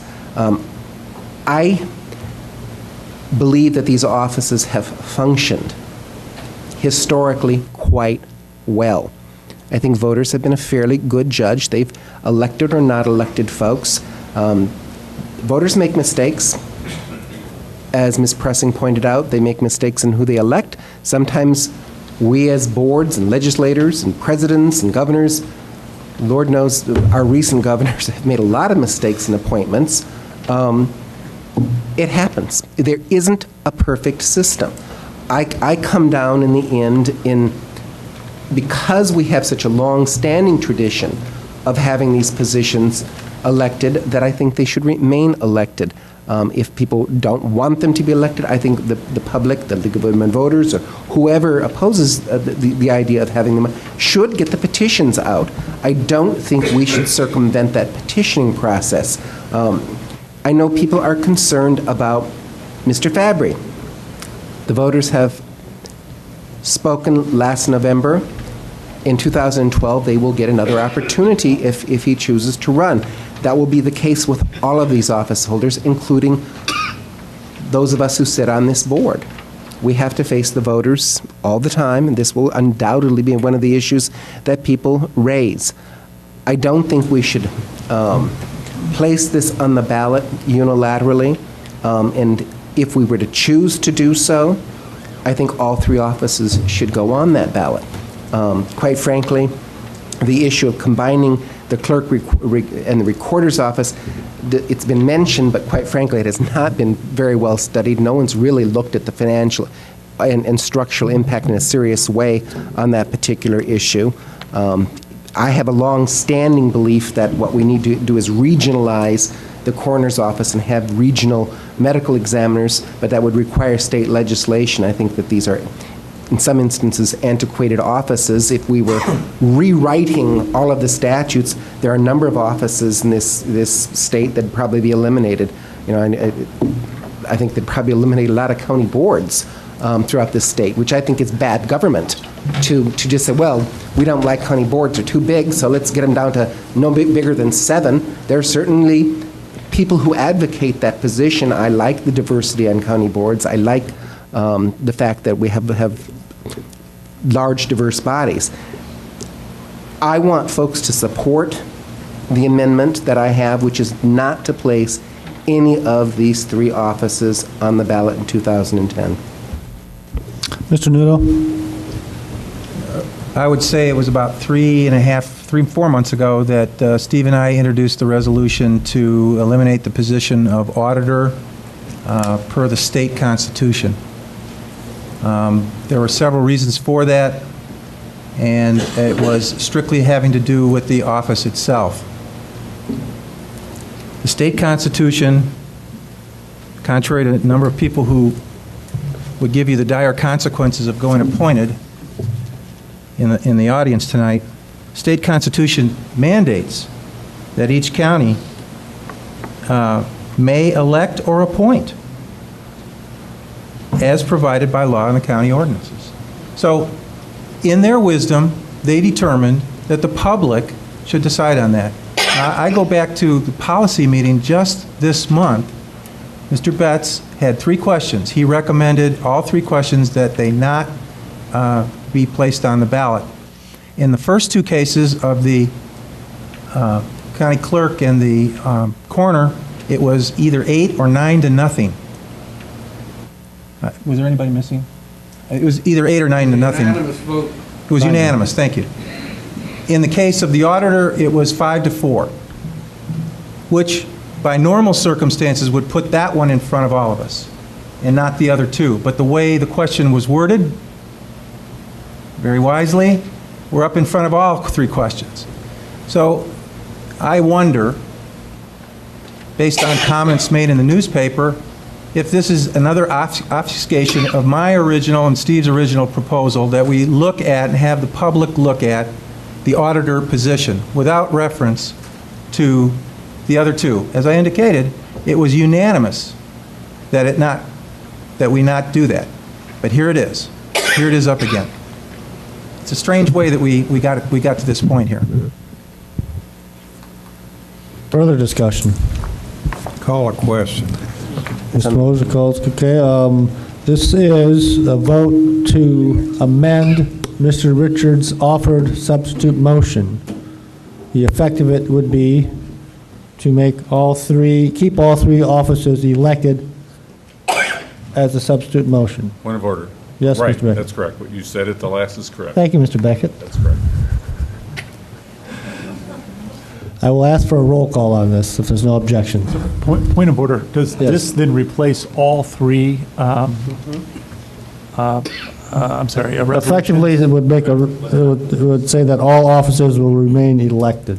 Okay. It would replace all. Right. But all three of those, we wouldn't deal with that. I mean, this is all. One's on the referendum, one's on the ballot. They all remain. That's right. There would be no ballot, no referendum. Yes. Chair. But again, this is just an amendment. This is not the final vote. This is an amendment to the substitute motion. We have 3 votes to go to yet. We have to vote on the amendment.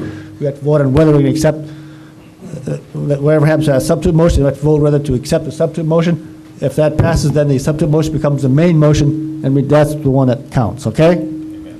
All right. Mr. Carter. Yeah. I just have a question. Would it be unlawful to amend this? No, we have some, the question has been called, we have to vote. We have to vote on this right now, Mr. Carter. It's too late. I'm sorry.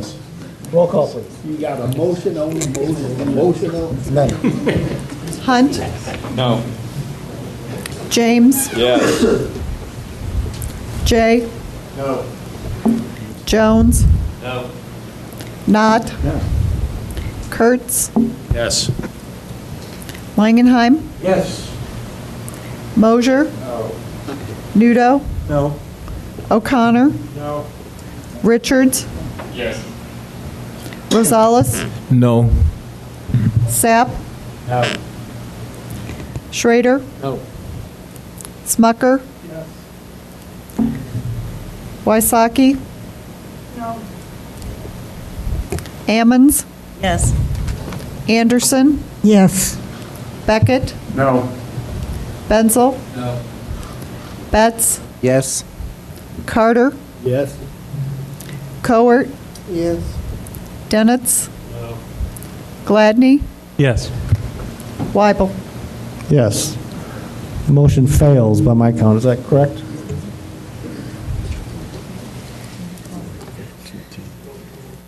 Fourteen, 12. 14, 12. There's 26 of us. Correct? Vote was 14, no, 12. Yes, we're back to the substitute motion that Mr. Richards offered. Can you restate that, please? Go ahead, Mr. Richards. The substitute motion is to place the question of elimination of the elected offices of Closer to the mic, please. county auditor, county recorder, and county coroner in Champaign County on the November 2010 election ballot. So, in essence, it's to have all 3 on the ballot. Okay. Mr. Knott. I would amend the motion by splitting the question into 3 questions, that each be voted on separately. Second.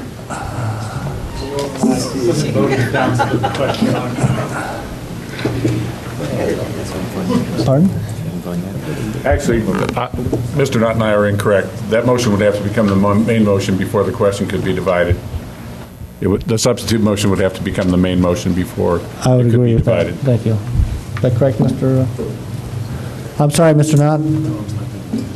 Well, motion to substitute then. So, With the question of having the 3 questions individually. I'm sorry?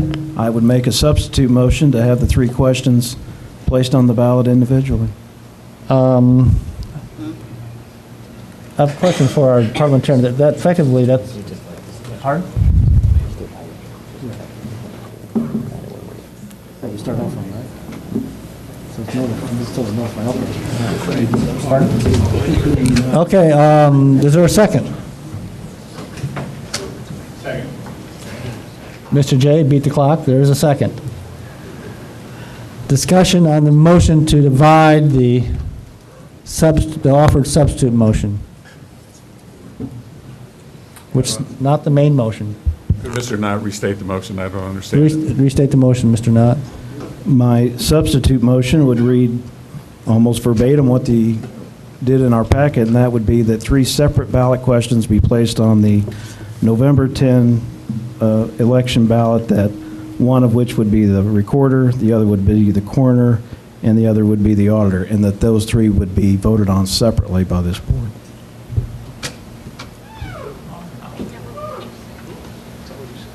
Okay, discussion. Ms. Ammons? I need clarity on what he's actually asking, because that's what we already have. They're already separate. I'm not clear on what we're. Well, and I'm sorry, one other question, Mr. They would not be identical, so we're not going back to what's on the agenda entirely, so. Can you tell me what they would be? The 3 on there are one says to maintain, 2 would say maintain, 1 says puts it on the ballot. Effectively, Mr. Knott would say we'd vote on whether to put all 3 or not on the ballot, correct? But we would vote on those as individual questions at this meeting. Right. Would we vote to put them Mr. on? Knott, clarify, are you asking to have them on or what? Clarify. Again, for clarification, my substitute motion is that I would move that first, that the county recorder be placed on the November 10 ballot. Second, that the county coroner be replaced on the November 10 ballot, and that the Champaign County auditor be placed on the November 10 ballot, but that those 3 questions are voted on separately by this board. Okay, thank you. Discussion. Point of order. I think that is a motion to divide the question without having the question on the floor. I'm going to defer to our parliamentarian.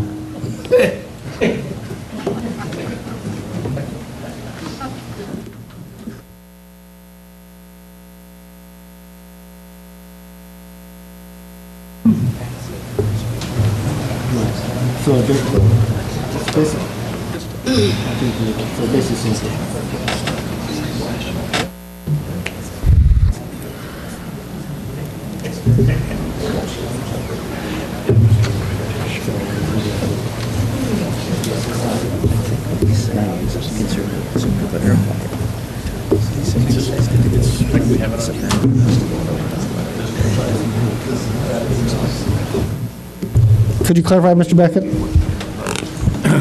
Mr. Knott is saying that he wants the issue of the 3 offices being presented separately to the board tonight and voted on separately tonight. But we have a substitute motion on the floor that says all 3 of those offices should be. So he is asking by his motion to divide the 3 offices so that they get voted on singly. That's dividing the question. That's a procedural motion that can only be taken with the motion that is on the floor. That's my point of order.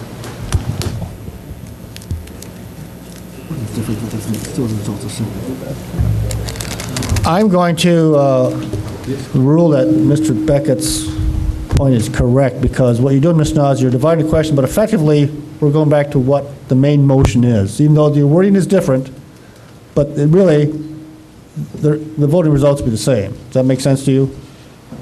So I think you really need, the motion has to be the main motion to divide it.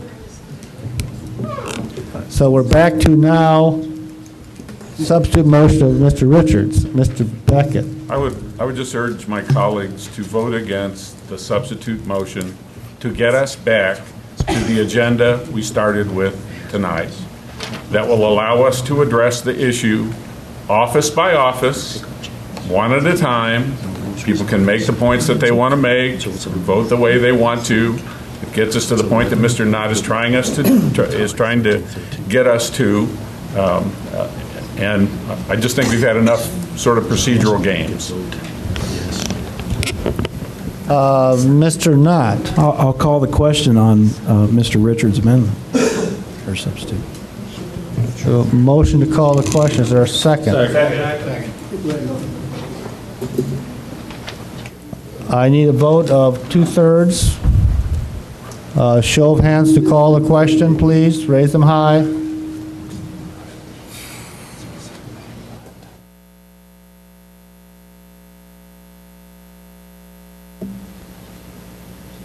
That is 2/3, 15. Let's have a roll call on the substitute motion by Mr. Richards. This is the motion to substitute. It's not the main motion.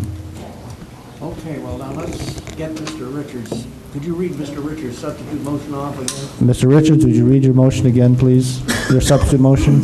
The substitute motion is for the placing of the questions of elimination of the elected offices of county auditor, county recorder, county coroner in Champaign County on the November 2010 election ballot. And my intention with this was for there to be 3 separate questions on the November ballot. It's sounding to me like that wasn't completely clear. That's correct. Okay, we've had, Just, can we clarify? But you're only asking for one vote at present to put all 3 on? That's correct. The substitute motion is for us yeah, to take one vote now In other words, all, there's going to be a... to put them all. please, let's have some organization here. Mr. Richards, you were saying?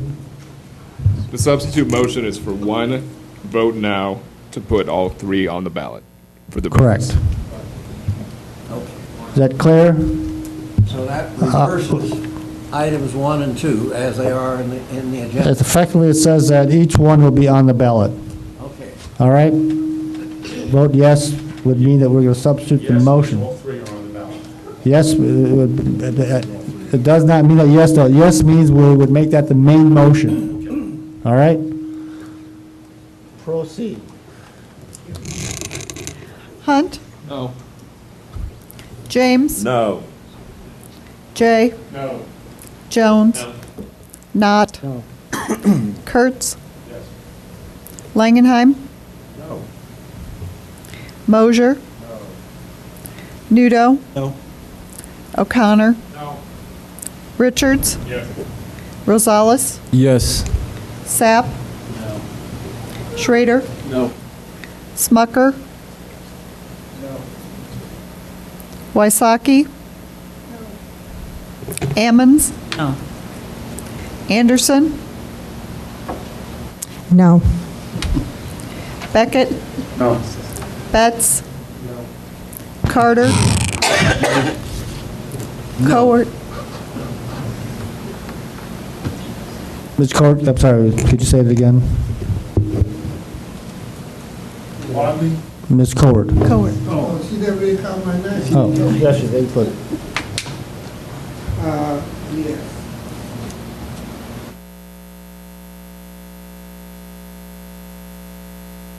I'm sorry. Did I miss you, Mr. Benzel? No. It works. Dennett's? No. Gladney? Yes.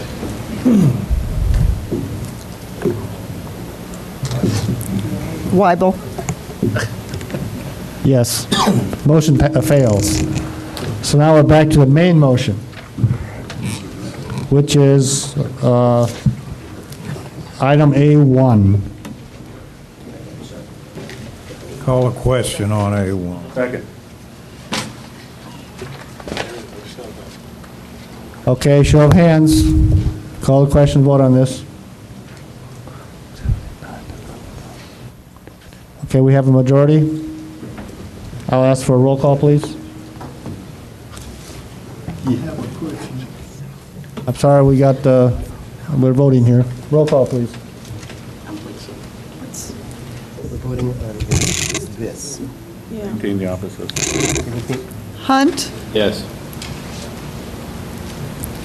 James? Yes. Jay? Yes. Jones? Yes. Not? Yes. Kurtz? Langenheim? Mosier? Yes. Nudo? O'Connor? Richards? Yes. Rosales? No. Sapp? Yes. Schrader? Yes. Smucker?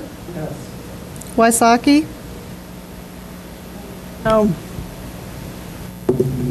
Ammons? Yes. Anderson? Yes. Beckett? Yes. Benzel? Yes.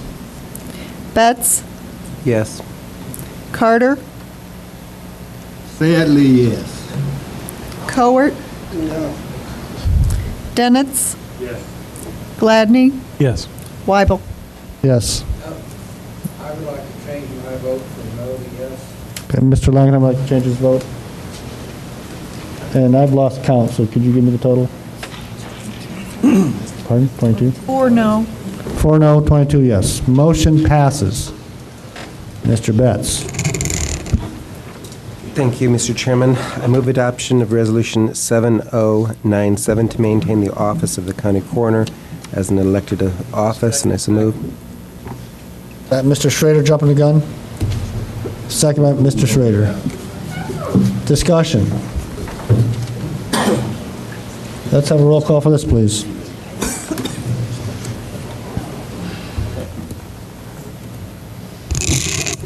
Hunt? Yes.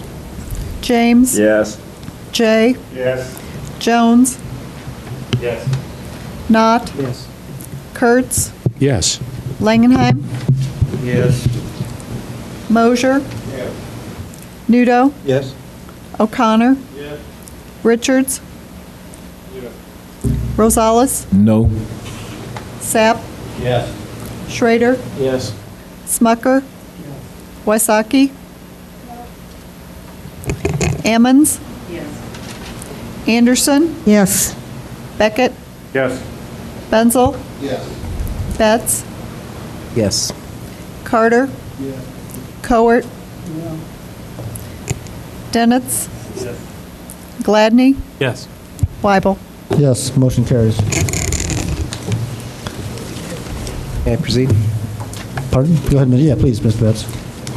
Move adoption of Resolution 7098, placing the question of elimination of the elected office of county auditor in Champaign County on the November 2010 election ballot. Moved. Second. Second by Mr. Knott. Call the question.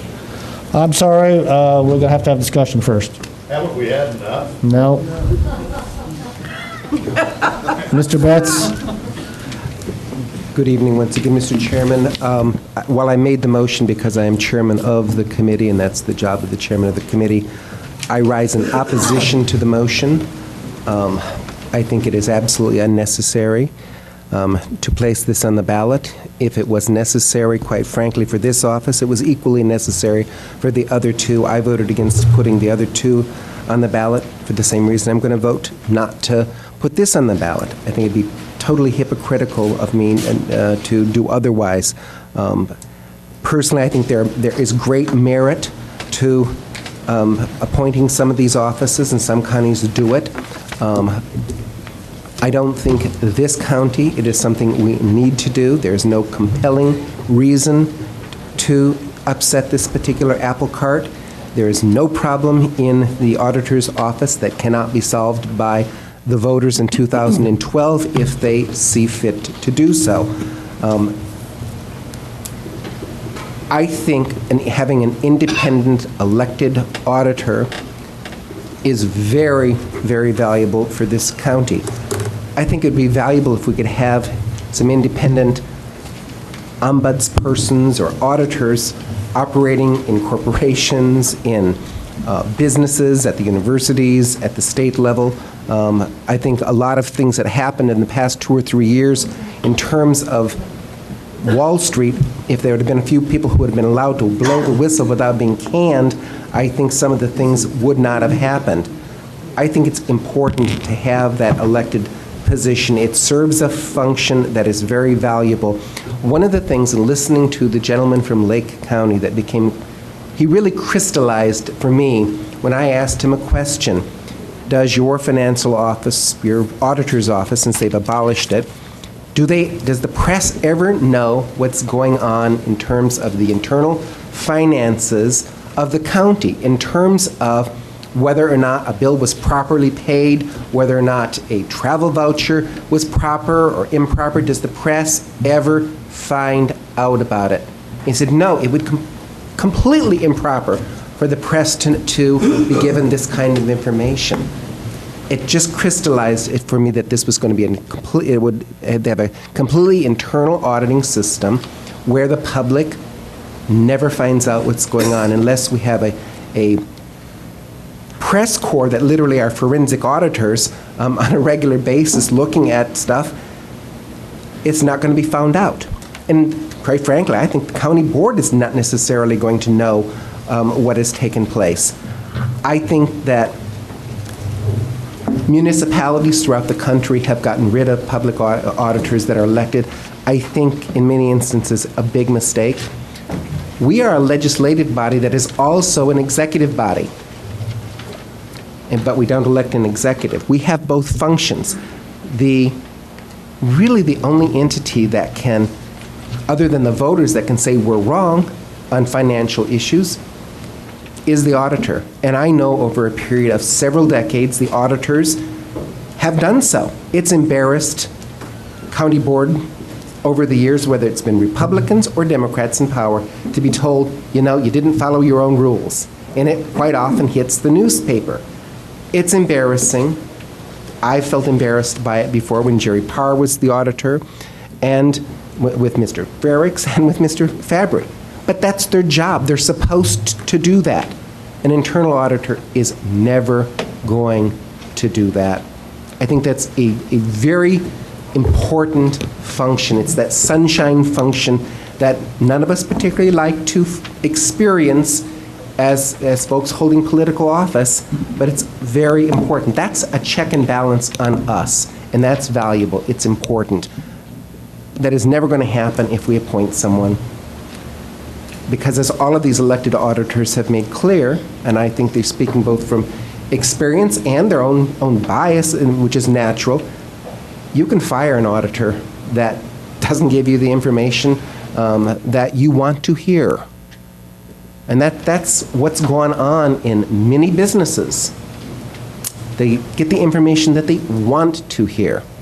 The woman from McHenry County pointed out in her banking experience that there was a lot of pressure to do that. That is not an unusual situation.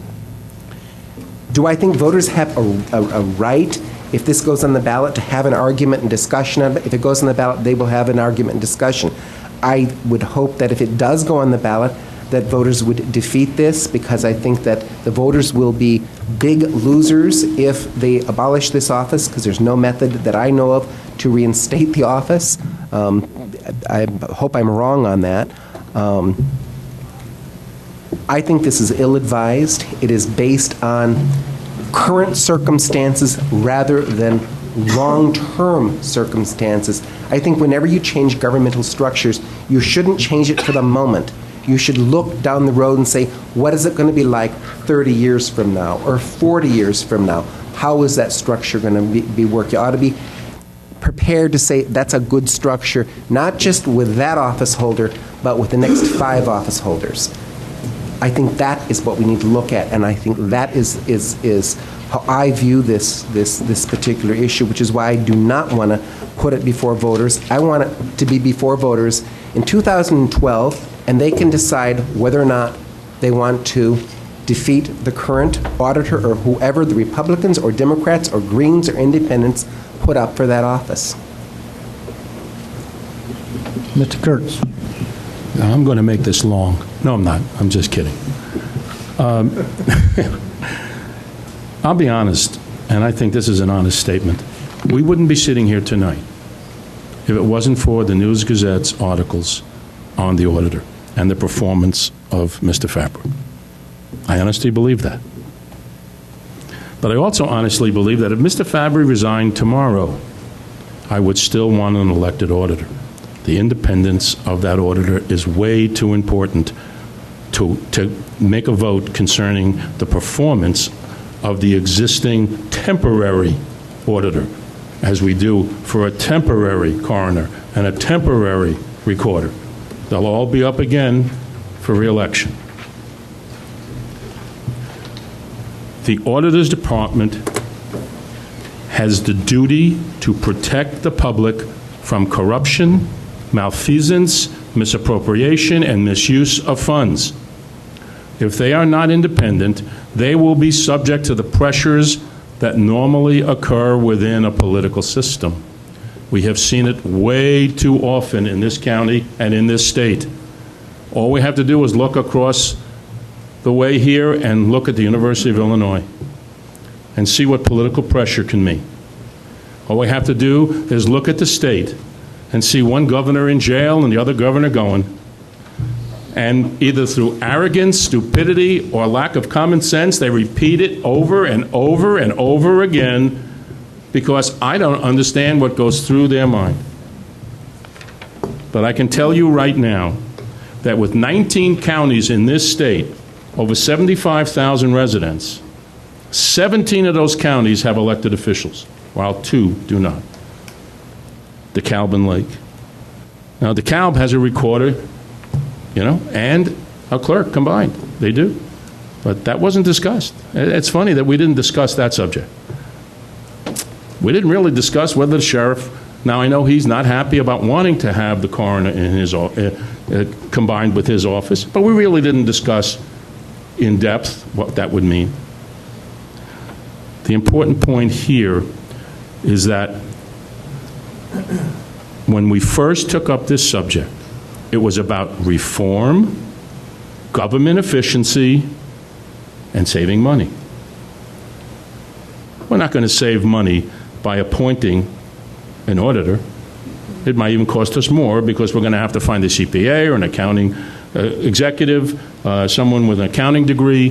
Where I really feel that what we should do is let's get to 2012 and let the Republicans put up a qualified candidate with a CPA, okay, with an accounting degree, with experience in the auditing department.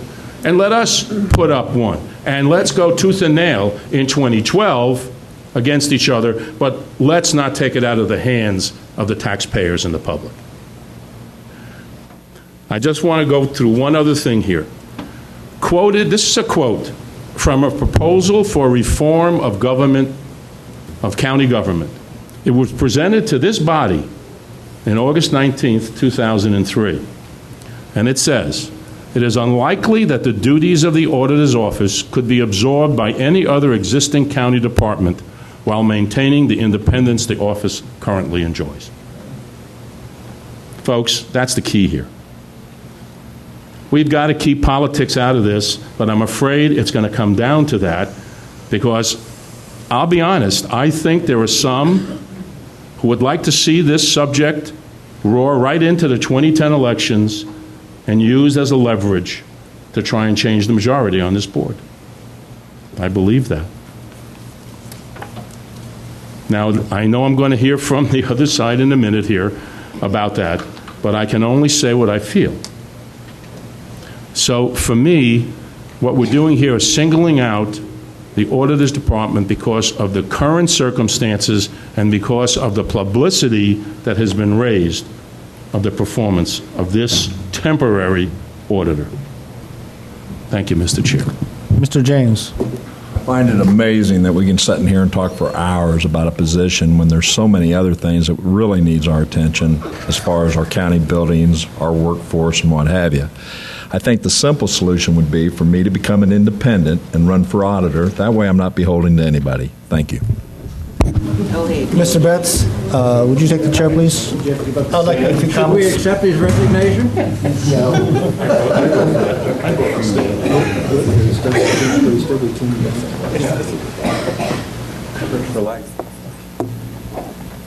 you want to be called on? Please. Chair Weibel. Thank you, Mr. Betts.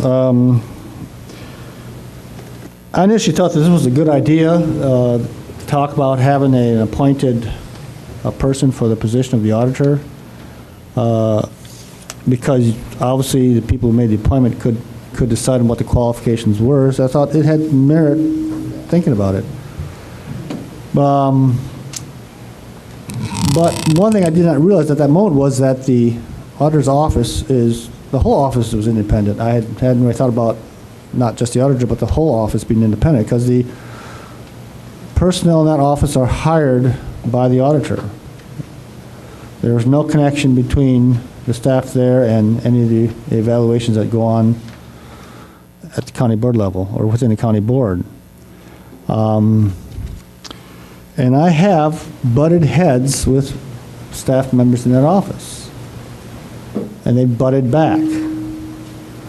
And I don't think that any other non-elected official in this county has done that to me.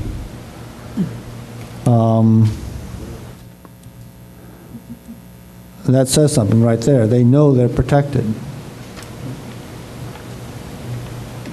I also talked to Carol Wadley about this briefly.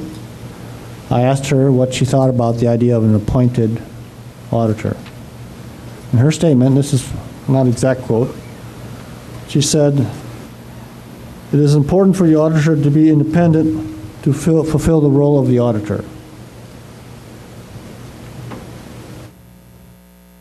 I'm not going to twist or anything like that or add to it. That's simply what she said.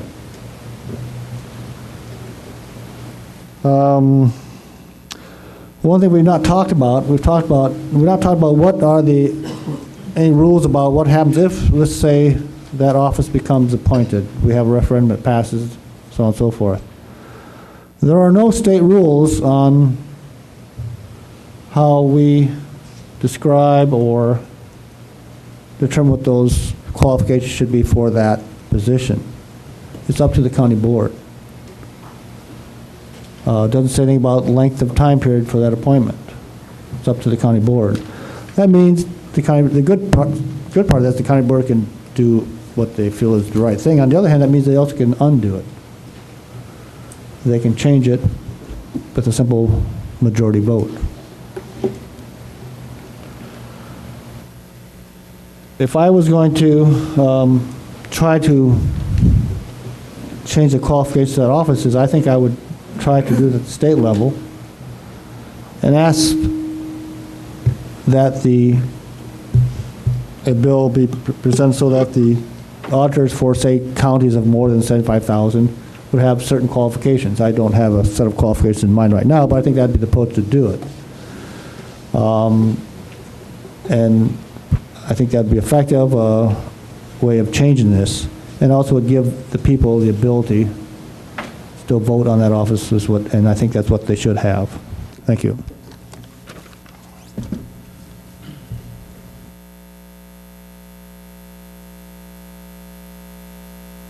Sapp.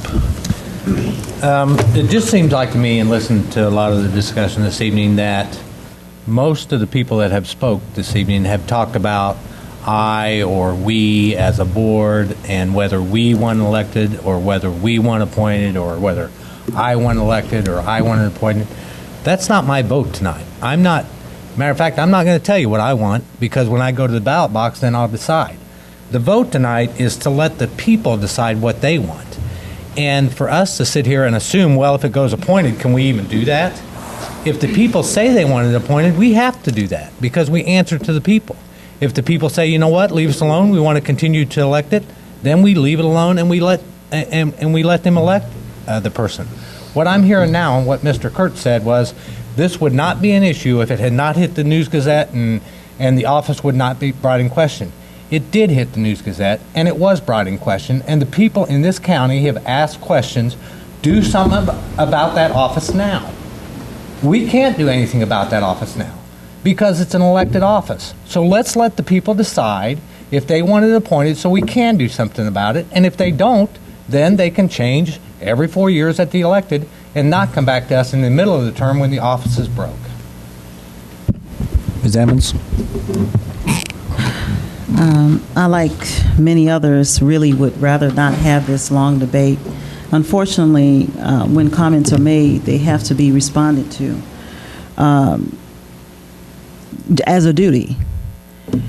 This board decided to, in essence, take itself out of the nursing home.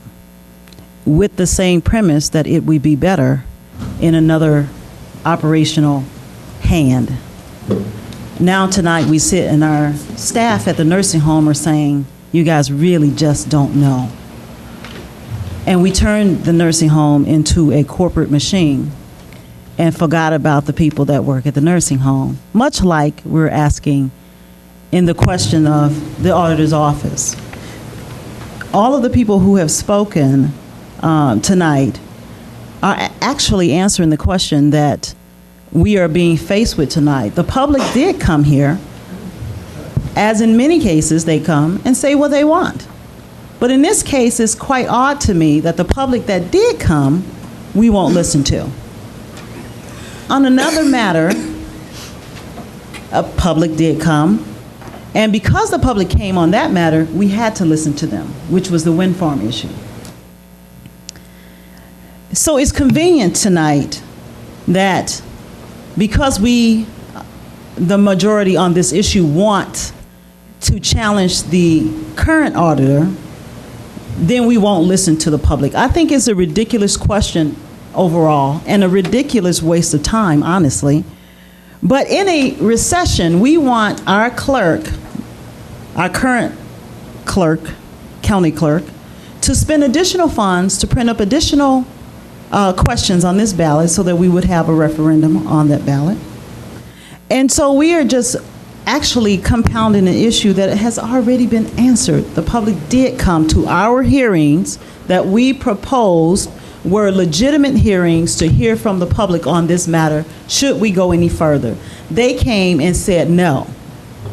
And then by the back doorway of policy on this county board, and I'm just really, as a mother and a voter and an activist, I just really don't understand why the people vote for half of the folks on this board. That's the truth. We don't listen to the public when it's convenient for us. And that is the problem with this question. It has already... Let her continue. I have been on this board for a year and some months. And the constant backdooring that has happened on many issues, I know it hurts, but it has happened. And this board continues to do the same thing, whether it's trying to appoint or outsource or contract other than county employees and people who work for our county, reduce expenses by elimination of vital practices for this county, which are committees, and all of these are called reform. I call it backwards thinking, and it is in no way reform at all when you do not listen to people based on a premise of public hearings. And then finally, I'll say, and I'll close, Mr. Chair, that if this is an appointed position, I want the public to understand that the appointed position then would go under the county administrator. Understand that the independence that is claimed to not disappear will absolutely disappear because the public will have little to no access. And this county board has experience with that when we turned over our nursing home to MPA. I voted no on that, and I vote no on this. Ms. Anderson? I felt that many people have made a lot of good points and really hadn't expected to speak. But I did attend the public hearings, and as Carol says, it was overwhelming to keep the auditor's office an elected. And Mr. Sapp mentions that the people want to see change. I have not been getting a lot of people asking me to vote to put this on the ballot. So I have approached people and asked them what they thought, and overwhelmingly the response was, what guarantee is an appointed person going to be over an elected? So they did not seem that concerned, and it seems to me that we should keep it an elected office. Mr. Langenheim? Yes. There are two threads that are to be seen in government. One attempts to bring, quote, qualified, quote, people into position and let them run the show. Efficiency, economy, etc. The people, those people should not be interrupted by votes taken by people who are not qualified. Now that does indeed make for an efficient government, but it does not necessarily mean that that government will in fact satisfy the needs of the populace at large. The other thread is that everything should be voted on. Referenda on almost all topics. The California initiatives would be a case of that. One of these paths leads to anarchy. That's what that would lead to. The other leads to a dictatorship, if you please, or a divine right of kings, or some person who is anointed and understands, an elitist government. Now, we have done a lot of that. We've seen those threads in our own proceedings. But let's look at this business of the vote. The argument is made that the people should have the right to vote on whether to have an elective auditor.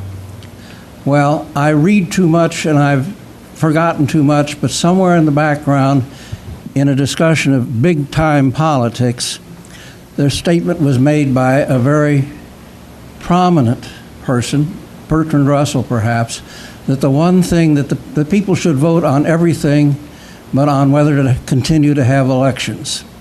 If we vote to make this office appointive, the people will never ever have a chance to intervene with this watchdog office. So actually voting against putting this on the ballot preserves the right of the people of this county to make their decisions with regard to this office. Mr. O'Connor? Just one point of clarification. Are we voting on windmills or the nursing home? Neither, Mr. O'Connor. Mr. Carter? Yes. I'm just glad that the taxpayers are here tonight so they can see for themselves. And I want to tell the nursing home, I didn't vote for any contract or anything on the nursing home, which I got beat up for not going the other way. But I feel good tonight that I did the right thing. Talk about the auditor's position, Mr. Carter. What? So we're talking about the auditor's position, not the nursing home. Thank you, Mr. Chairman. Go ahead, Mr. Carter. Well, the whole thing shows you tonight the people can come and voice their opinion, but you still ignore them. And I just hope all of these positions is coming up to be voted in the ballot box the next election. They coming up, so they have the choice to either say yea or nay to these. All these positions is going to come up for re-election sometime soon. Now, we've been sitting here all night, you know, and I don't know, this game that we playing is really tough. I'm like Carol. It takes the heart out of you to sit up here and listen at all of this. I don't know what you can call it. And they always told me, if you keep changing things, you're going to get it to go your way. And it seems like some of us good at that game. And I'm just, you know, it's a shame. It's a shame, and I'm going to say this, and I'm sick inside. But come election, I hope that the taxpayers send us somebody up here that we all can work with. Thank you. Mr. Beckett. Thank you.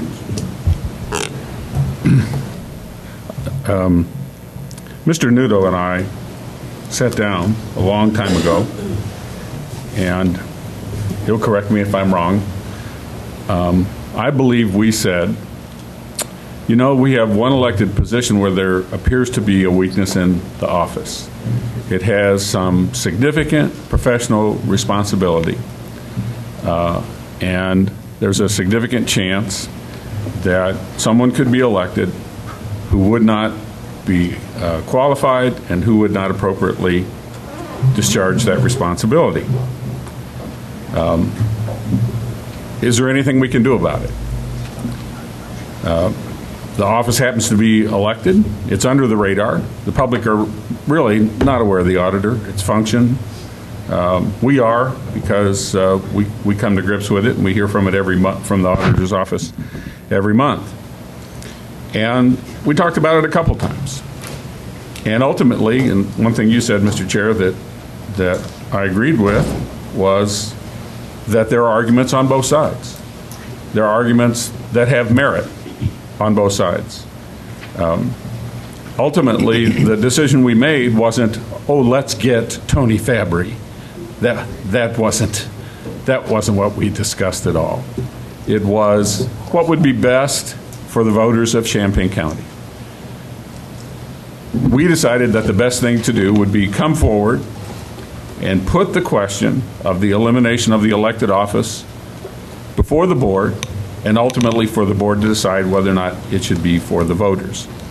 It's that simple. It wasn't about cost savings. I'm sure people talked about it along the way. Could we save money? That's a question that we always asked. It wasn't about politics. It was about that simple, principled question about one elected position in Champaign County that had a demonstrated weakness. Is there anything that can be done about that? There's nothing that the board can do about it, because the board has no power or authority over that office. Now, I've heard lots of arguments over the last several months, some very reasoned, some not so reasoned. I'll suggest this to you.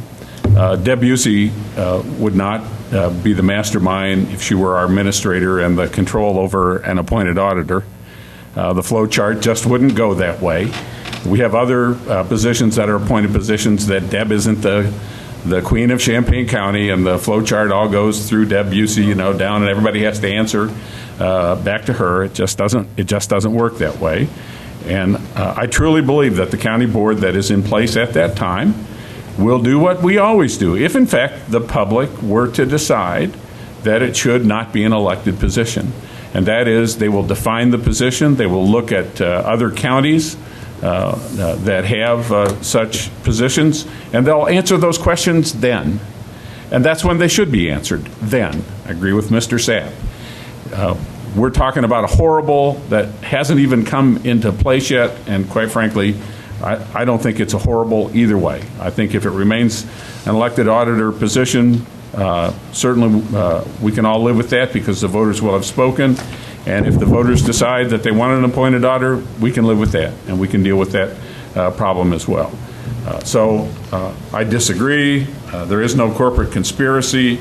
We've got people on this board who talk about change, but they never change. Thank you. Mr. Richards.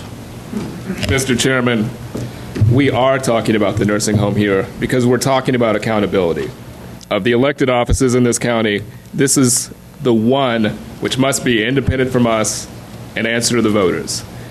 I sincerely doubt that anybody would have picked up on the billing practices at the nursing home if we had an auditor who had to answer to us. Because you know what? After the special investigator we appointed and the investigation, the U.S. Attorney's Office got involved. And it's well within the realm of possibility that that's not going to be so pleasant for us when that comes through. But it was the right thing to do. Every day, every month in this county, large county, nearly 1,000 employees, over $100 million, we have people trying to do business as normal, business as usual, just go about their business. But we've had plenty of cases of funds being spent out of the money being spent out of the wrong funds. We need to have this burr in our side. If we don't have that, we're going to be like Lake County. The Lake County people on the phone were quite proud of the fact that their appointed auditor would never have the bad manners to go to the media if something was wrong. He would keep it in-house. They saw that as a positive. I see that as a negative. We need to be policed, just like everybody else. We all have the best of intentions, but we need to be kept in line, and we cannot be kept in line if there's not checks and balances. Mr. Smucker?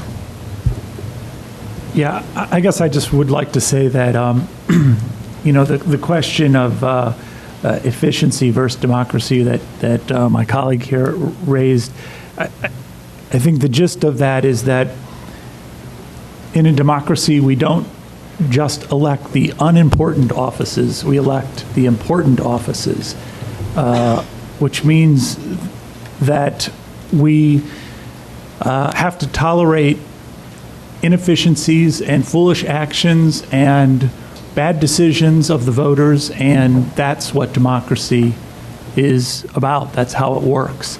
There was a famous person who once said, you can fool some of the people some of the time, you can fool all the people. What is it? You can fool some of the people all the time and all the people some of the time, but you don't get Bush quote.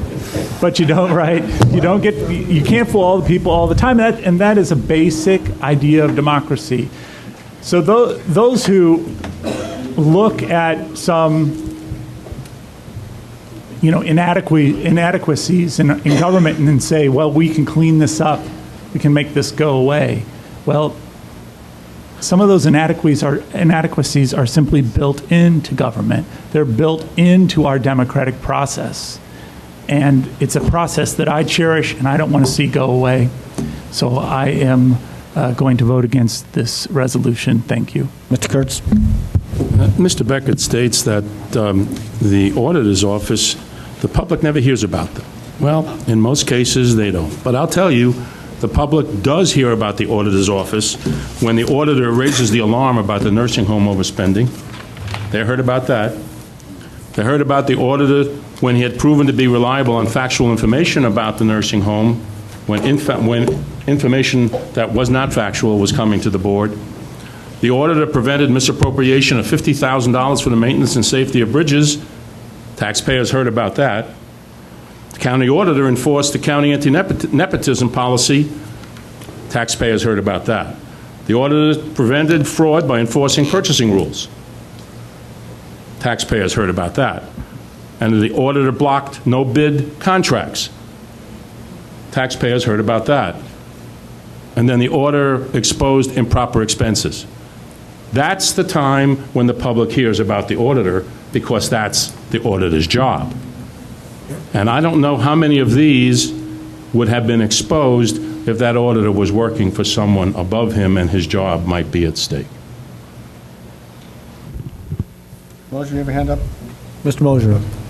Since I've been here, I think we put 6 referendums on the ballot for the public to decide, whether it was a courthouse, a nursing home, the health district. Some of their decisions I didn't agree with, but some of them I did. But at least we gave them the right to vote on it.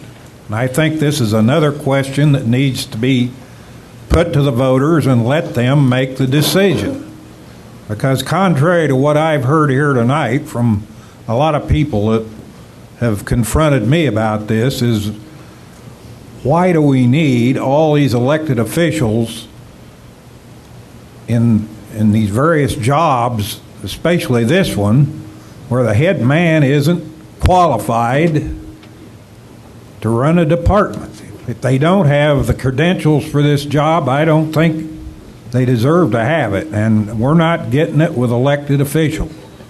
And it's difficult, I know, to find somebody that is a CPA, but there's got to be a CPA in that office someplace, and we've got one in there, but she's certainly not elected. But she's done a yeoman's job of keeping that thing on the straight and narrow for a long, long time. And I think we need somebody that has the credentials to run the department and not just sit there and oversee it. Ms. Amons? I just wanted to say that this year we received, again, award-winning audit report from the outside auditor. I don't understand the deficiencies that brought this matter outside of a personal auditor's doing whatever it is he wants to do. But the principal matter is that the auditor's office has not found deficiencies because the outside auditor said there weren't any. And so trying to say that there was deficiencies as to why this came up, this is really just about a personality. And that person is not going to be auditor forever. That is why these are term limits. Every single elected official has a term limit. And if you do this unprincipally, I would have to say, then you have set up a precedent that if you don't like how long District 5 is in office, then you should change my term to 2 years, and I'll change the coroner's to 2 years, and anything that you don't like that you can change, then you start changing it because you have the numbers to change it. That is what makes this illegitimate. Mr. James. Well, after listening to Mr. Smucker, I don't know if I've been fooled or not, but can I call the question? You can call the question. Second by Mr. Beckett. Show of hands, please. Show of hands. 1, 2, 3, 4, 5, 6, 7, 8, 9, 10, 11, 12, 13, 14, 15, 16. We have a majority. Roll call, please. Yes is for the ballot, a no is not. Is that correct? Right. Mr. Chair. I'm sorry? A yes is to go on the ballot, a no is for it not to go That on is the- correct. That's correct. Okay, roll call, please. Hunt, Yes. James, Resounding no. Jay, Yes. Jones, Yes. Knott, Yes. Kurtz, No. Langenheim, Nope. Mosier, Yes. Nudo, Yes. O'Connor, Yes, please. Richards, No. Rosales, Yes. Sapp, Yes. Schrader, Yes. Smucker, No. Wysocki,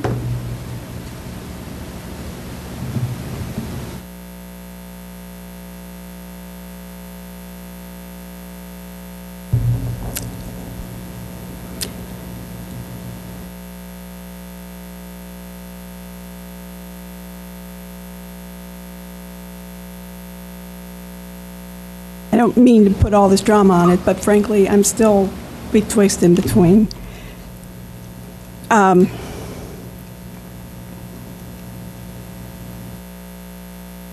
Yes.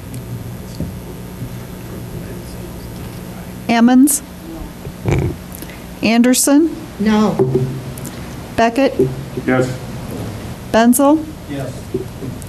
Betts, No. Carter, No. Cowart, No. Dennett's, Gladney, No. Weibel. No. Motion carries. Vote was 14 to 12. Take a break. I'm going to call a 3-minute break.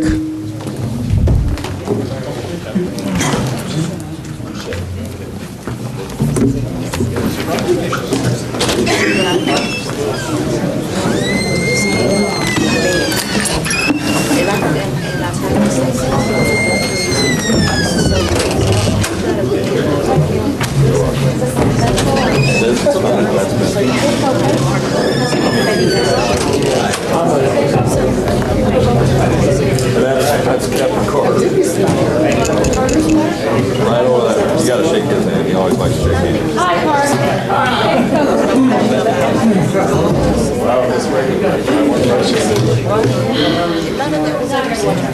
There you go. You'll be home later.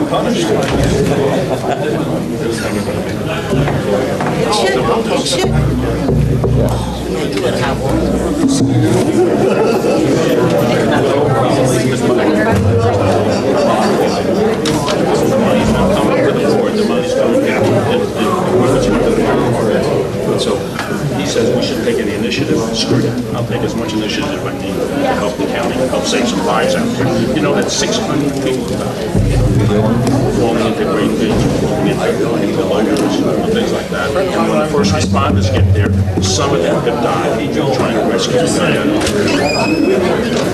What's that?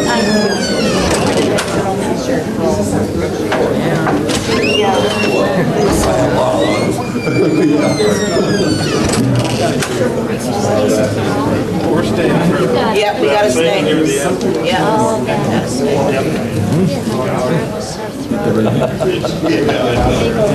Gotta What was that? Yeah. It's you know.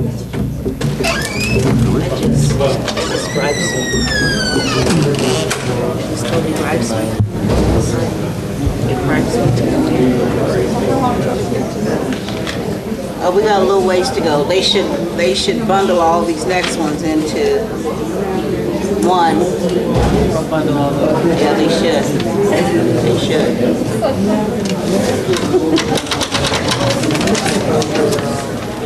It's loud.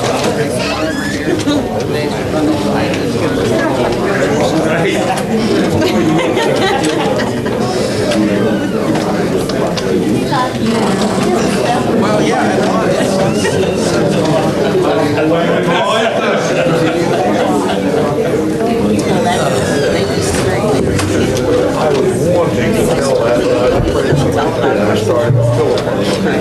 It's personality, but I want to bring it tonight. There was another I didn't do it not one day. They cheat different brand the office. Nothing was ever said about that. There's something fundamentally wrong. They even wanted to pay me to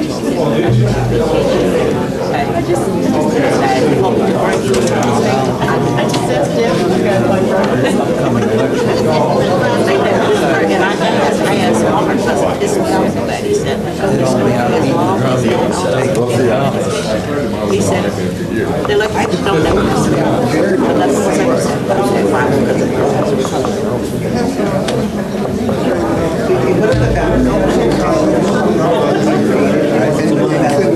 no, but this person here was never here. Was never here. Never here. If they did, they didn't stay 45 minutes. Hey, let's go. It's so frustrating. No, it's me like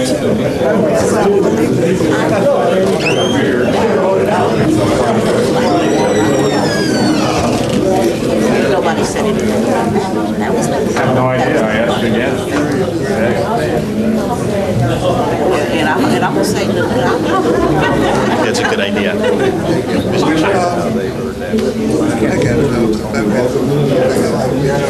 Hi, she gonna run this real quick. You gonna make sure they go real quick. They did, but I'm gonna say it the next time. And I know this person will be out there, but I want you. All right, what's next here? The same thing. They didn't know what to do. But nobody ever said anything.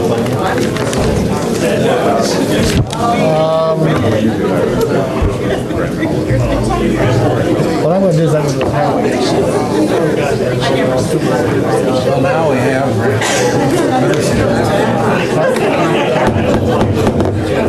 Okay, I'm going to call us back to order here.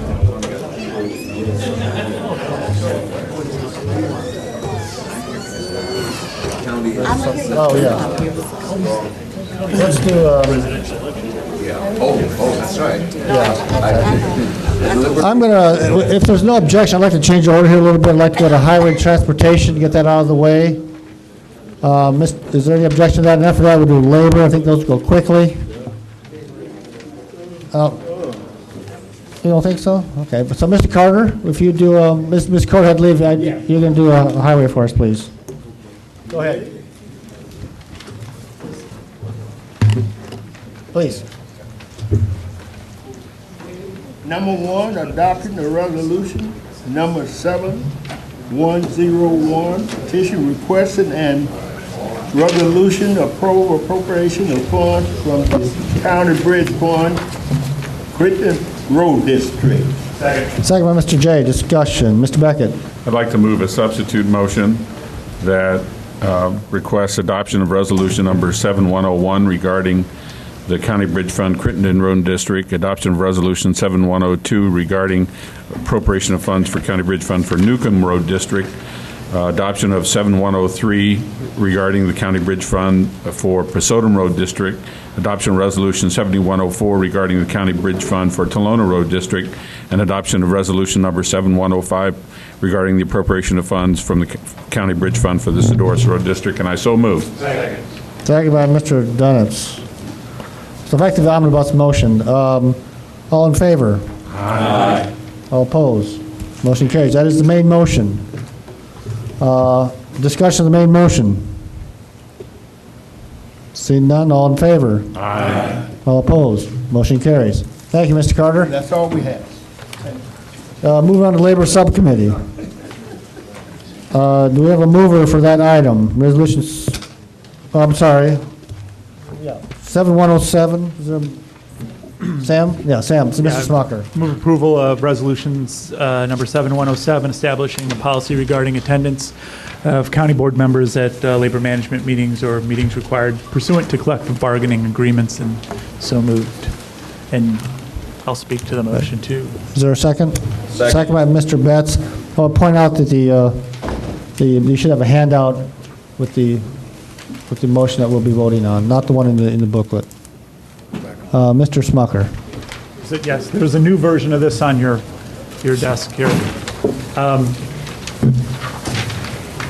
So I just want to, so this resolution essentially clarifies who can participate in labor management meetings. Labor management meetings are meetings that are in the contracts, our collective bargaining agreements with the nursing home and with several other units. Are they in all units? Can I get a clarification from David or Deb? They're in all units, okay.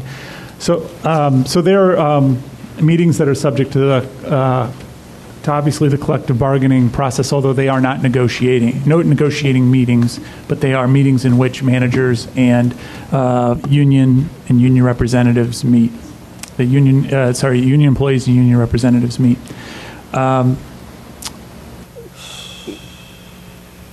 This resolution essentially would leave these, I believe, as is essentially has been at least tradition, if not policy now, in the hands of the managers, the local managers, to participate in these meetings with their employees, and that county board members would be invited into these meetings by managers, should the manager want that to be the case. We are elected officials, and we, of course, can hear from our constituents anytime and often all the time, and many of those constituents are employees of the county. So the employees of the county have many ways in which they can communicate with us one-on-one as elected officials. They can tell us what's going on at their workplace. They can talk to us about other issues. This does not eliminate, or this obviously does not curb in any way that level of freedom of speech. However, in a case, in a situation where there is a bargaining representative and management, the conversation is more structured, and each side needs to choose and needs a process for choosing who represents them there. And our process is a democratic process because we're elected officials.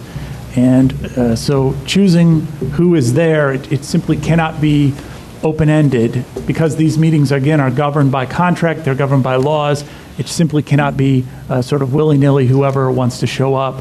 It does need to be people who are endorsed through the committees and processes that the county has as established by the voters of the county. So that's why I'm going to support this resolution. Mr. Becker? I wanted to ask Mr. Smucker, I think I understand.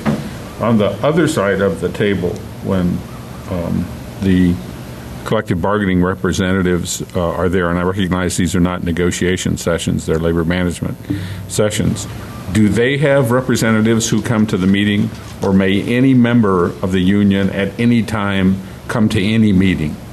My understanding is that these are meetings that would be that there must be I don't know for sure, and I'm going to defer to Deb, but my understanding is that a union, essentially a union representative, would need to contact the employer, the manager, to set that up. Now, that union representative might be a steward, it might be an employee, not necessarily an outside. Okay, that's not really my question. My Okay. question is there, on the labor side of this, is there structure to the labor side? It sounds like we're trying to assure ourselves that there's structure on the county board side. Is there structure on the labor side? That's really the question that I The have. labor unions choose their own representatives. Thank you. Per the language that's in the contract. Thank you. Mr. O'Connor? We have a labor steward in the gallery. Would she care to comment?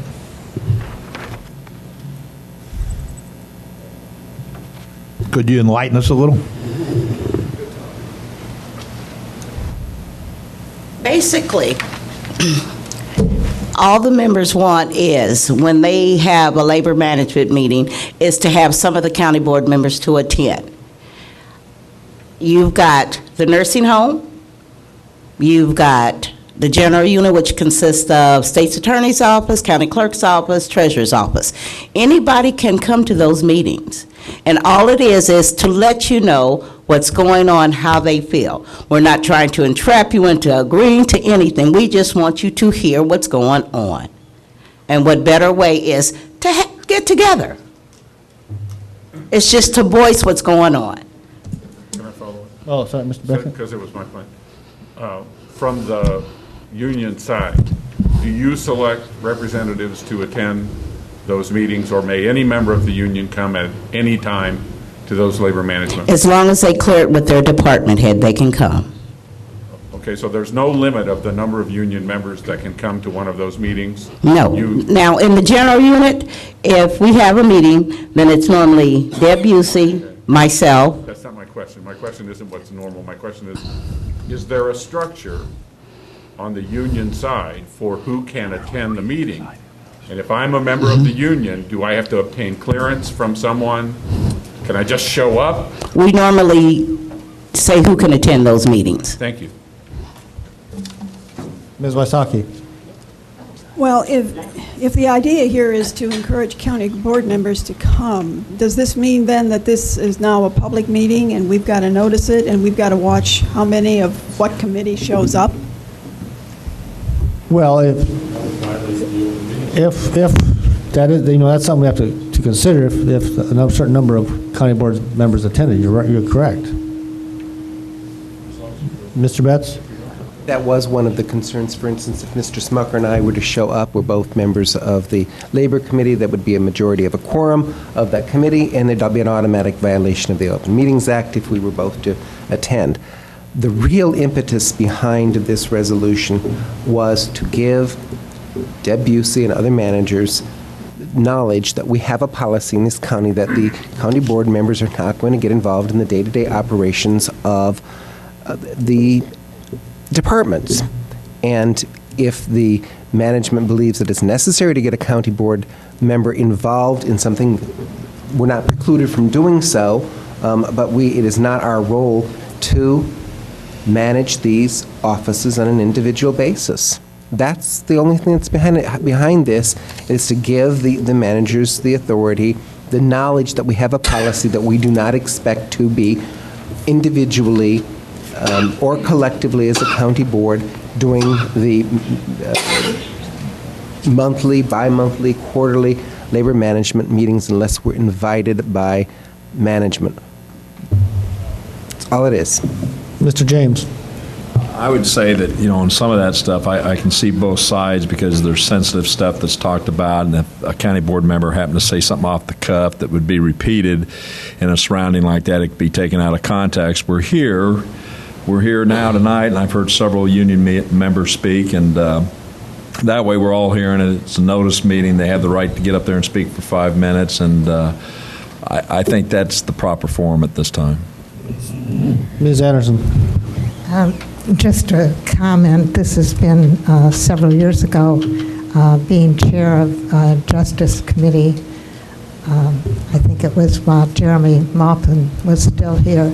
They had one of these meetings. I think this is what it was referred to at the nursing home, and he invited me to come just to sit in, and I did find it interesting, but I just merely was there, pretty much observing, not making comments I think I did ask a couple of questions just to clarify what they were talking about, but it didn't violate the Open Meetings Act or anything because I was invited and knew that I would be the only county board member there, and it was being invited by management. Mr. Smucker? I'd just like to say that for me personally, I would like to have more communication with employees of various units around the county, and I would, you know, as for me personally, would love to hear from employees, would love to have them contact me, would love to sit down and hear their concerns and meet with them. These labor management meetings are not the place to do it, and that's why I'm supporting the resolution. Mr. Carter? Yeah. Nora?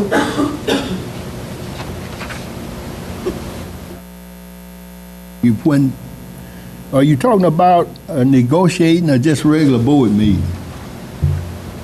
Just a regular meeting. These are management labor meetings. They're not negotiation meetings. Okay. Well, don't we supposed to have a bargaining committee? We do, but that's for negotiation. How many people that consist of? 5. And actually, we're going to discuss that in the next item on the agenda. They not going? They're for negotiation. This is not a negotiation meeting. Mr. Chairman? Yes. Is it yes or no? Do they attend the meetings? Oh, sorry. Yes, they do attend meetings. They attend the negotiation meetings, yes.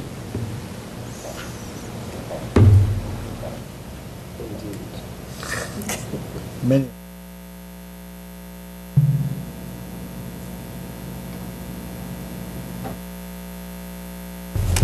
Do you have further comment, Mr. Carter?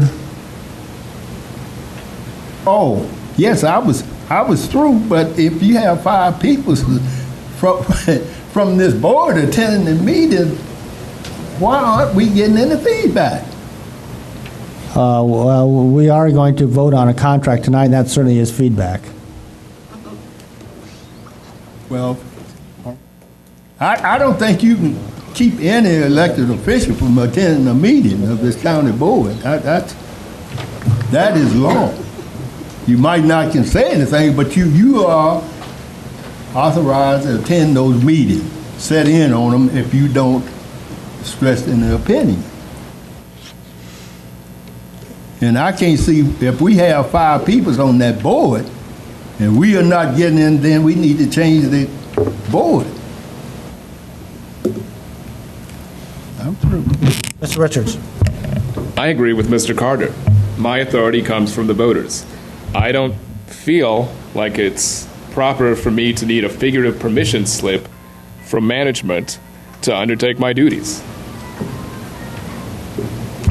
Mr. Smucker. Yeah, I think the comparison here would be whether when you select, was it Mr. Beckett and Mr. James that were on did the negotiating for the Farnsworth case, the idea that you would call up Mr. Beckett and say, you know what, I want to sit in on those negotiations next time. I mean, this is the same, it's really the same scenario. That's why we have a labor subcommittee to designate who's going to sit in on those meetings, to essentially select a representative. It doesn't make sense then to end run that representative in the context of those meetings. Now, you know, obviously you can go out and gather information on your own all you want, and there's infinite possibilities of how you can do that. But there's very few meetings that are structured, and those are bargaining, grievance committee meetings, or grievance meetings, and these labor management meetings. Mr. Langenheim? Both the union members and the members of the board or management have to ratify these agreements. These are negotiating sessions, and there's a good question as to whether a negotiating session being conducted by selected representatives of the union and of the board should be exposed to extraneous positions taken by individual board members or individual union members, because the if there's a problem, both the board and the union have the right to vote down that conclusion. Just a thought there. Mr. O'Connor. Well, I'm thinking the key word here might be sitting in to a meeting as opposed to observing. I think what Lloyd was trying to point out is that we've all should have a right to observe these meetings. If you go in and sit down and promise to keep your trap shut, you ought to be able to sit in there if you're on the county board. Mr. Beckett. I think the real problem is you have chaos if there is no organization. And you could easily violate the Open Meetings Act unintentionally, but there's no such thing as a excused violation of the Open Meetings Act. And so you have to have a structure. That's why I asked that question. I can't believe that on the union side there wouldn't be some structure organization. They want people there at the meeting to speak their piece and understand the issue that management needs to understand. And that's what I would expect of them. I mean, I'm a strong supporter of unions, and that's absolutely what I'd want them to do. We have to have a structure on our side as well. That doesn't mean as a county board member, I can't, as Mr. Smucker is saying, I can't get information, and if they've got a gripe about what management's doing, that they can't contact me and tell me individually, and as an individual board member, I can do that. But, I agree with Mr. Smucker. I think we have chaos if just anybody can show up anytime, any place. Mr. Jones. I'd like to call the question, please. Is there a second to that? Second. Second by Mr. James. A very quick one. Show of hands, please. 1, 2, 3, 4, 5, 6, 7, 8, 9, 10. We have a majority. Roll call. Okay, roll call, please.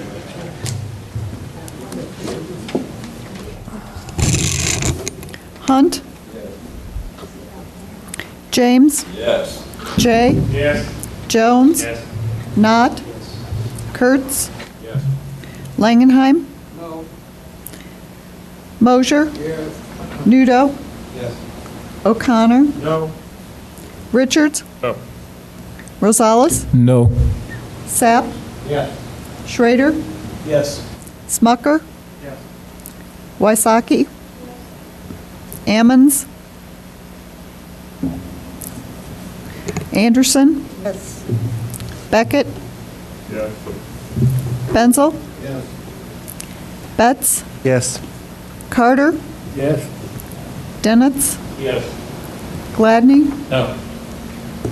Weibel? Yes, motion carries. Mr. Smucker, would you also do the one on the addendum, please? Move approval of Resolution 7109, appointing county board members to the negotiating team for negotiations of collective bargaining agreements, and so moved. Second. Second by Mr. James. Mr. Smucker, could you give the details on the appointees, please?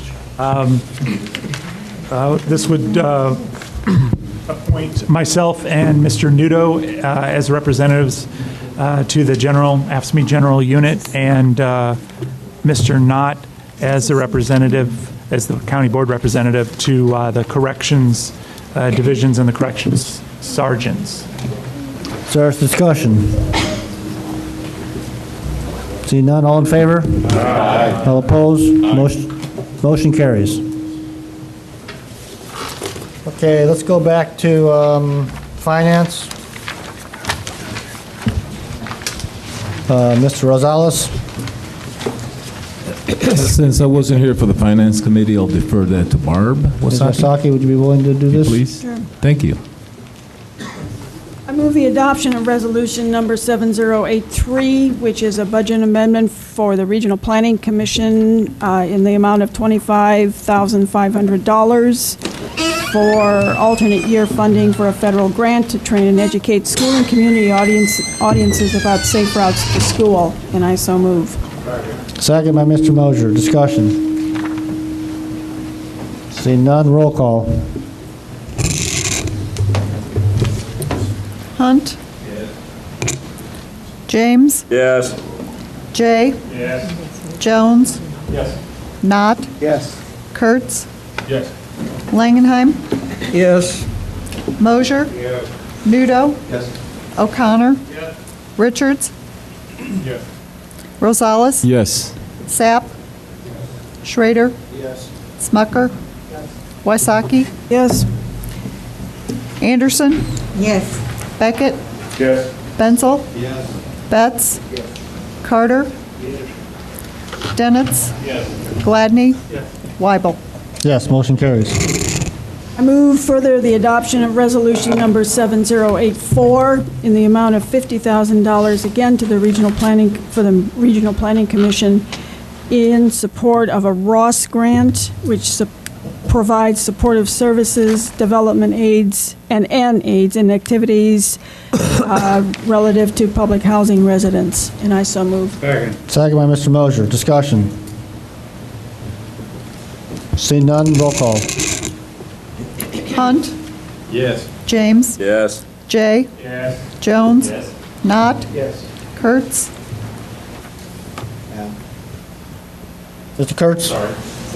Say yes. Yes. Langenheim? Yes. Mosher? Yes. Nudo? O'Connor? Yes. Richards? Yes. Rosales? Yes. Sapp? Schrader? Yes. Smucker?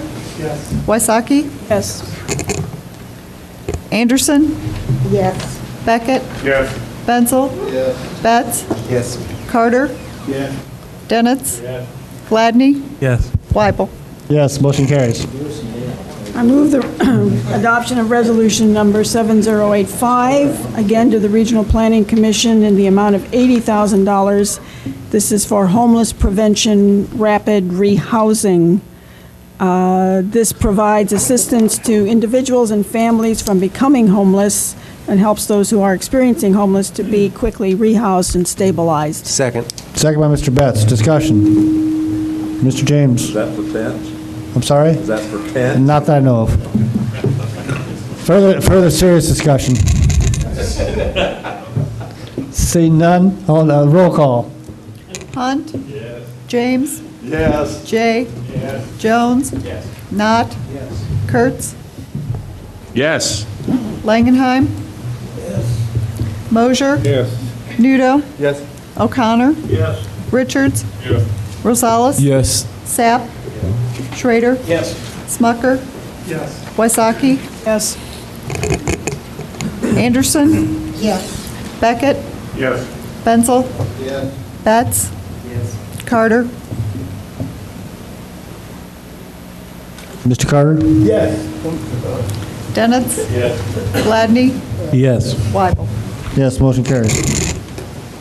And the last budget amendment is resolution number 7086. This is the $1 million settlement from the Farnsworth Group for HVAC litigation, and I so move. Second. Second by Mr. Mosher. Discussion. Mr. Richards. Ms. Busey, do you know how much the debt service on this would be every year that's going to be assigned at the nursing home?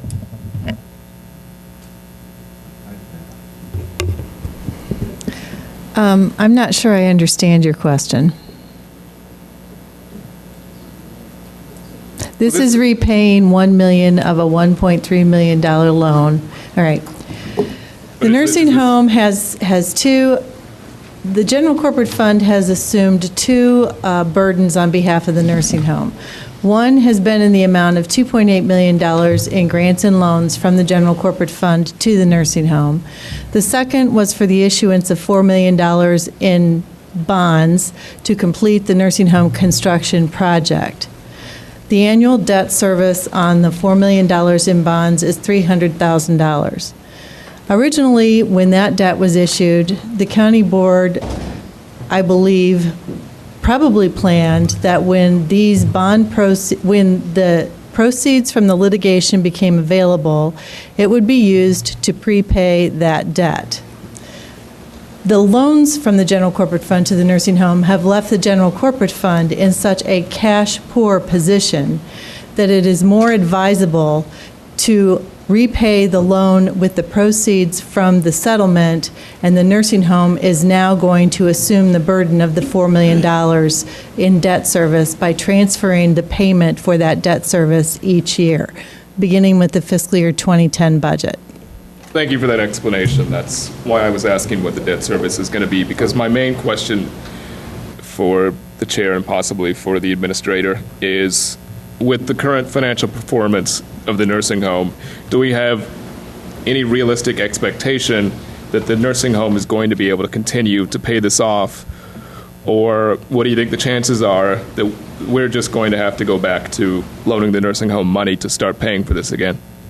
You have not loaned the nursing home any money in 15 months now, and the nursing home fiscal year 2010 budget, which will be presented to the board next week, includes this debt service. It's a budget. I mean, it is based on the expectation, based on the operation and the performance of the nursing home today. So the expectation is that we think it can eat this extra $300,000 for next year. It is built into next year's budget. Thank you. Further discussion? Seeing none, roll call. Hunt. Yes. James. Yes. Jay. Yes. Jones. Yes. Knott. Yes. Kurtz. Yes. Langenheim. Yes. Mosier. Nudo. Yes. O'Connor. Yeah. Richards. Nope. Rosales. Yes. Sapp. Yes. Schrader. Yes. Smucker. Yes. Yes. Wysocki. Anderson. Yes. Beckett. Yes. Betts. Benzel. Yes. Carter. Yes. Dennitz. Yes. Gladney. Yes. Weibel. Yes, motion carries. I move the adoption of resolution number 7087, which is adopting the IMRF rate for the year 2010, and I so move. Second by Mr. Jones. Discussion. Seeing none, all in favor? All opposed? Motion carries. I move the adoption of resolution number 7088, which puts on file the purchases not following the purchasing policy. And I Second by Mr. Mosier. Discussion.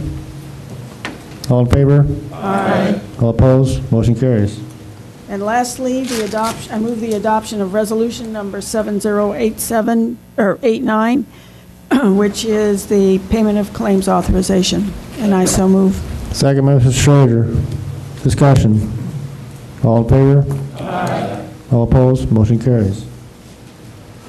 Thank you, Ms. Wysocki. Do you have anything else to add to the ELUC committee? No. Okay, facilities. Mr. Beckett, do you have anything to say? Move adoption of resolution number, this is from the consent That's agenda right. that Mr. Richards removed. Move adoption of resolution number 7100, approving the award of contract to Alpha Control and Services LLC for the replacement of the building automation software system for the courthouse complex, and I so move. Second by Mr. James. Discussion. Mr. Richards. I pulled this off of consent, not because I'm against it, but just because I wanted to make sure the full board knew about this contract. So, Ms. Busey, could you explain what's going on for us? The courthouse building automation software system was damaged in a storm last fall, and as a result of that, there was an insurance claim, and through a lot of work by Mr. Inman and Mr. Reinhardt, ultimately it was determined by the insurer that the value of the claim was $29,568. The replacement of the system, including installation, data conversion, and implementation, was let for a bid earlier this summer. There was one response to the bid. It was Alpha Controls and Services, LLC. The proceeds from the insurance claim will pay $29,568 of the total $53,927 cost for this. The balance of it will come from funds available for utilities and maintenance for the downtown courthouse, which is where the system is. The system is how the physical plant is able to monitor and control the environmental system within the courthouse complex. Mr. Schrader? Well, are there any built-in safeguards with the new system that the old system didn't have for this type of situation that occurred? You mean the fact that it was destroyed by a lightning strike? Yeah, is there something we can do, like a good power strip or something? How about if you hold one end and just, I almost did that one time, Mr. Chairman. Bad idea. No, I mean, there isn't any safeguards for lightning. that's a good Is there question. Something with the building, something with the building we can do to, well, it's got a big old tower that wasn't there before. That should attract the lightning. did someone think about stringing up like a lightning rod up there and copper wire down there? There's a copper roof on that tower, and it is set, there's lightning rods that are grounded on it, so. Okay, is there any way of safeguarding this? I don't know if there is. That's a question I can't answer, but I can let Mr. Reinhardt know that We'll look you into asked. it. Thank you. Further discussion? All in favor? Aye. All opposed? Motion carries. Thank you, Mr. Beckett. Is that it? Okay, let's move on to other business. Do we have a mover for item, the resolution 7106? I don't like it, but I'll move it. All right, Mr. Beckett. Is this item B? No, I'm sorry, no, item A. Item A, I move, It's I not- move. Actually, Mr. No, we already did Mr. 7106. Noodle, we do that? We're on B. We already No. did 7106. No, this is Other item business. 14A, other business. Okay, I move adoption of Resolution 7106 approving the collective bargaining agreement between Champaign County Board and ASME Council 31. Second by Mr. Betts. Discussion. Mr. Nudo. Yeah, I just wanted to make reference that prior to us looking at this tonight, in the media, there was a misrepresentation of salaries, and I just wanted to know that everybody to know that the quoted figure was incorrect. And not that it affects our decision here, but we had an agreement not to divulge anything prior to the event of voting on this. So, Further discussion. Mr. Betts? Are we the first ratifier on this? No. They've already ratified. They've already ratified, correct. What was the throwing of the contract? We just need a simple voice vote on this, correct? Okay, all in favor? Aye. All opposed? Motion carries. Going on to the addendum, item 14B. Mr. Beckett. I move adoption of Resolution 7108 appropriating $170,872 from the Champaign County Nursing Home Construction Fund for invoices from Tevis and Kester, and I so move. Second. Second by Mr. Betts. Discussion. Seeing none, all in favor? Aye. All opposed? Motion carries. Okay, I have it. let's drop down to the approval of the closed session minutes quick, get that out of the way. I move approval of the closed session minutes. That'd be for July 23rd, 2009. That's and correct. Two of them. Okay, is there a second? Ms. Wysocki? All in favor? Aye. All opposed? Motion carries. Now, Mr. Beckett. I move that we enter into executive session pursuant to 5 ILCS 122C1 to consider the employment, compensation, discipline, performance, or dismissal of specific employees of Champaign County. I further move that the following individuals remain present: county elected officials, county appointed officials and department heads, county administrator, county's legal counsel, recording secretary. Second.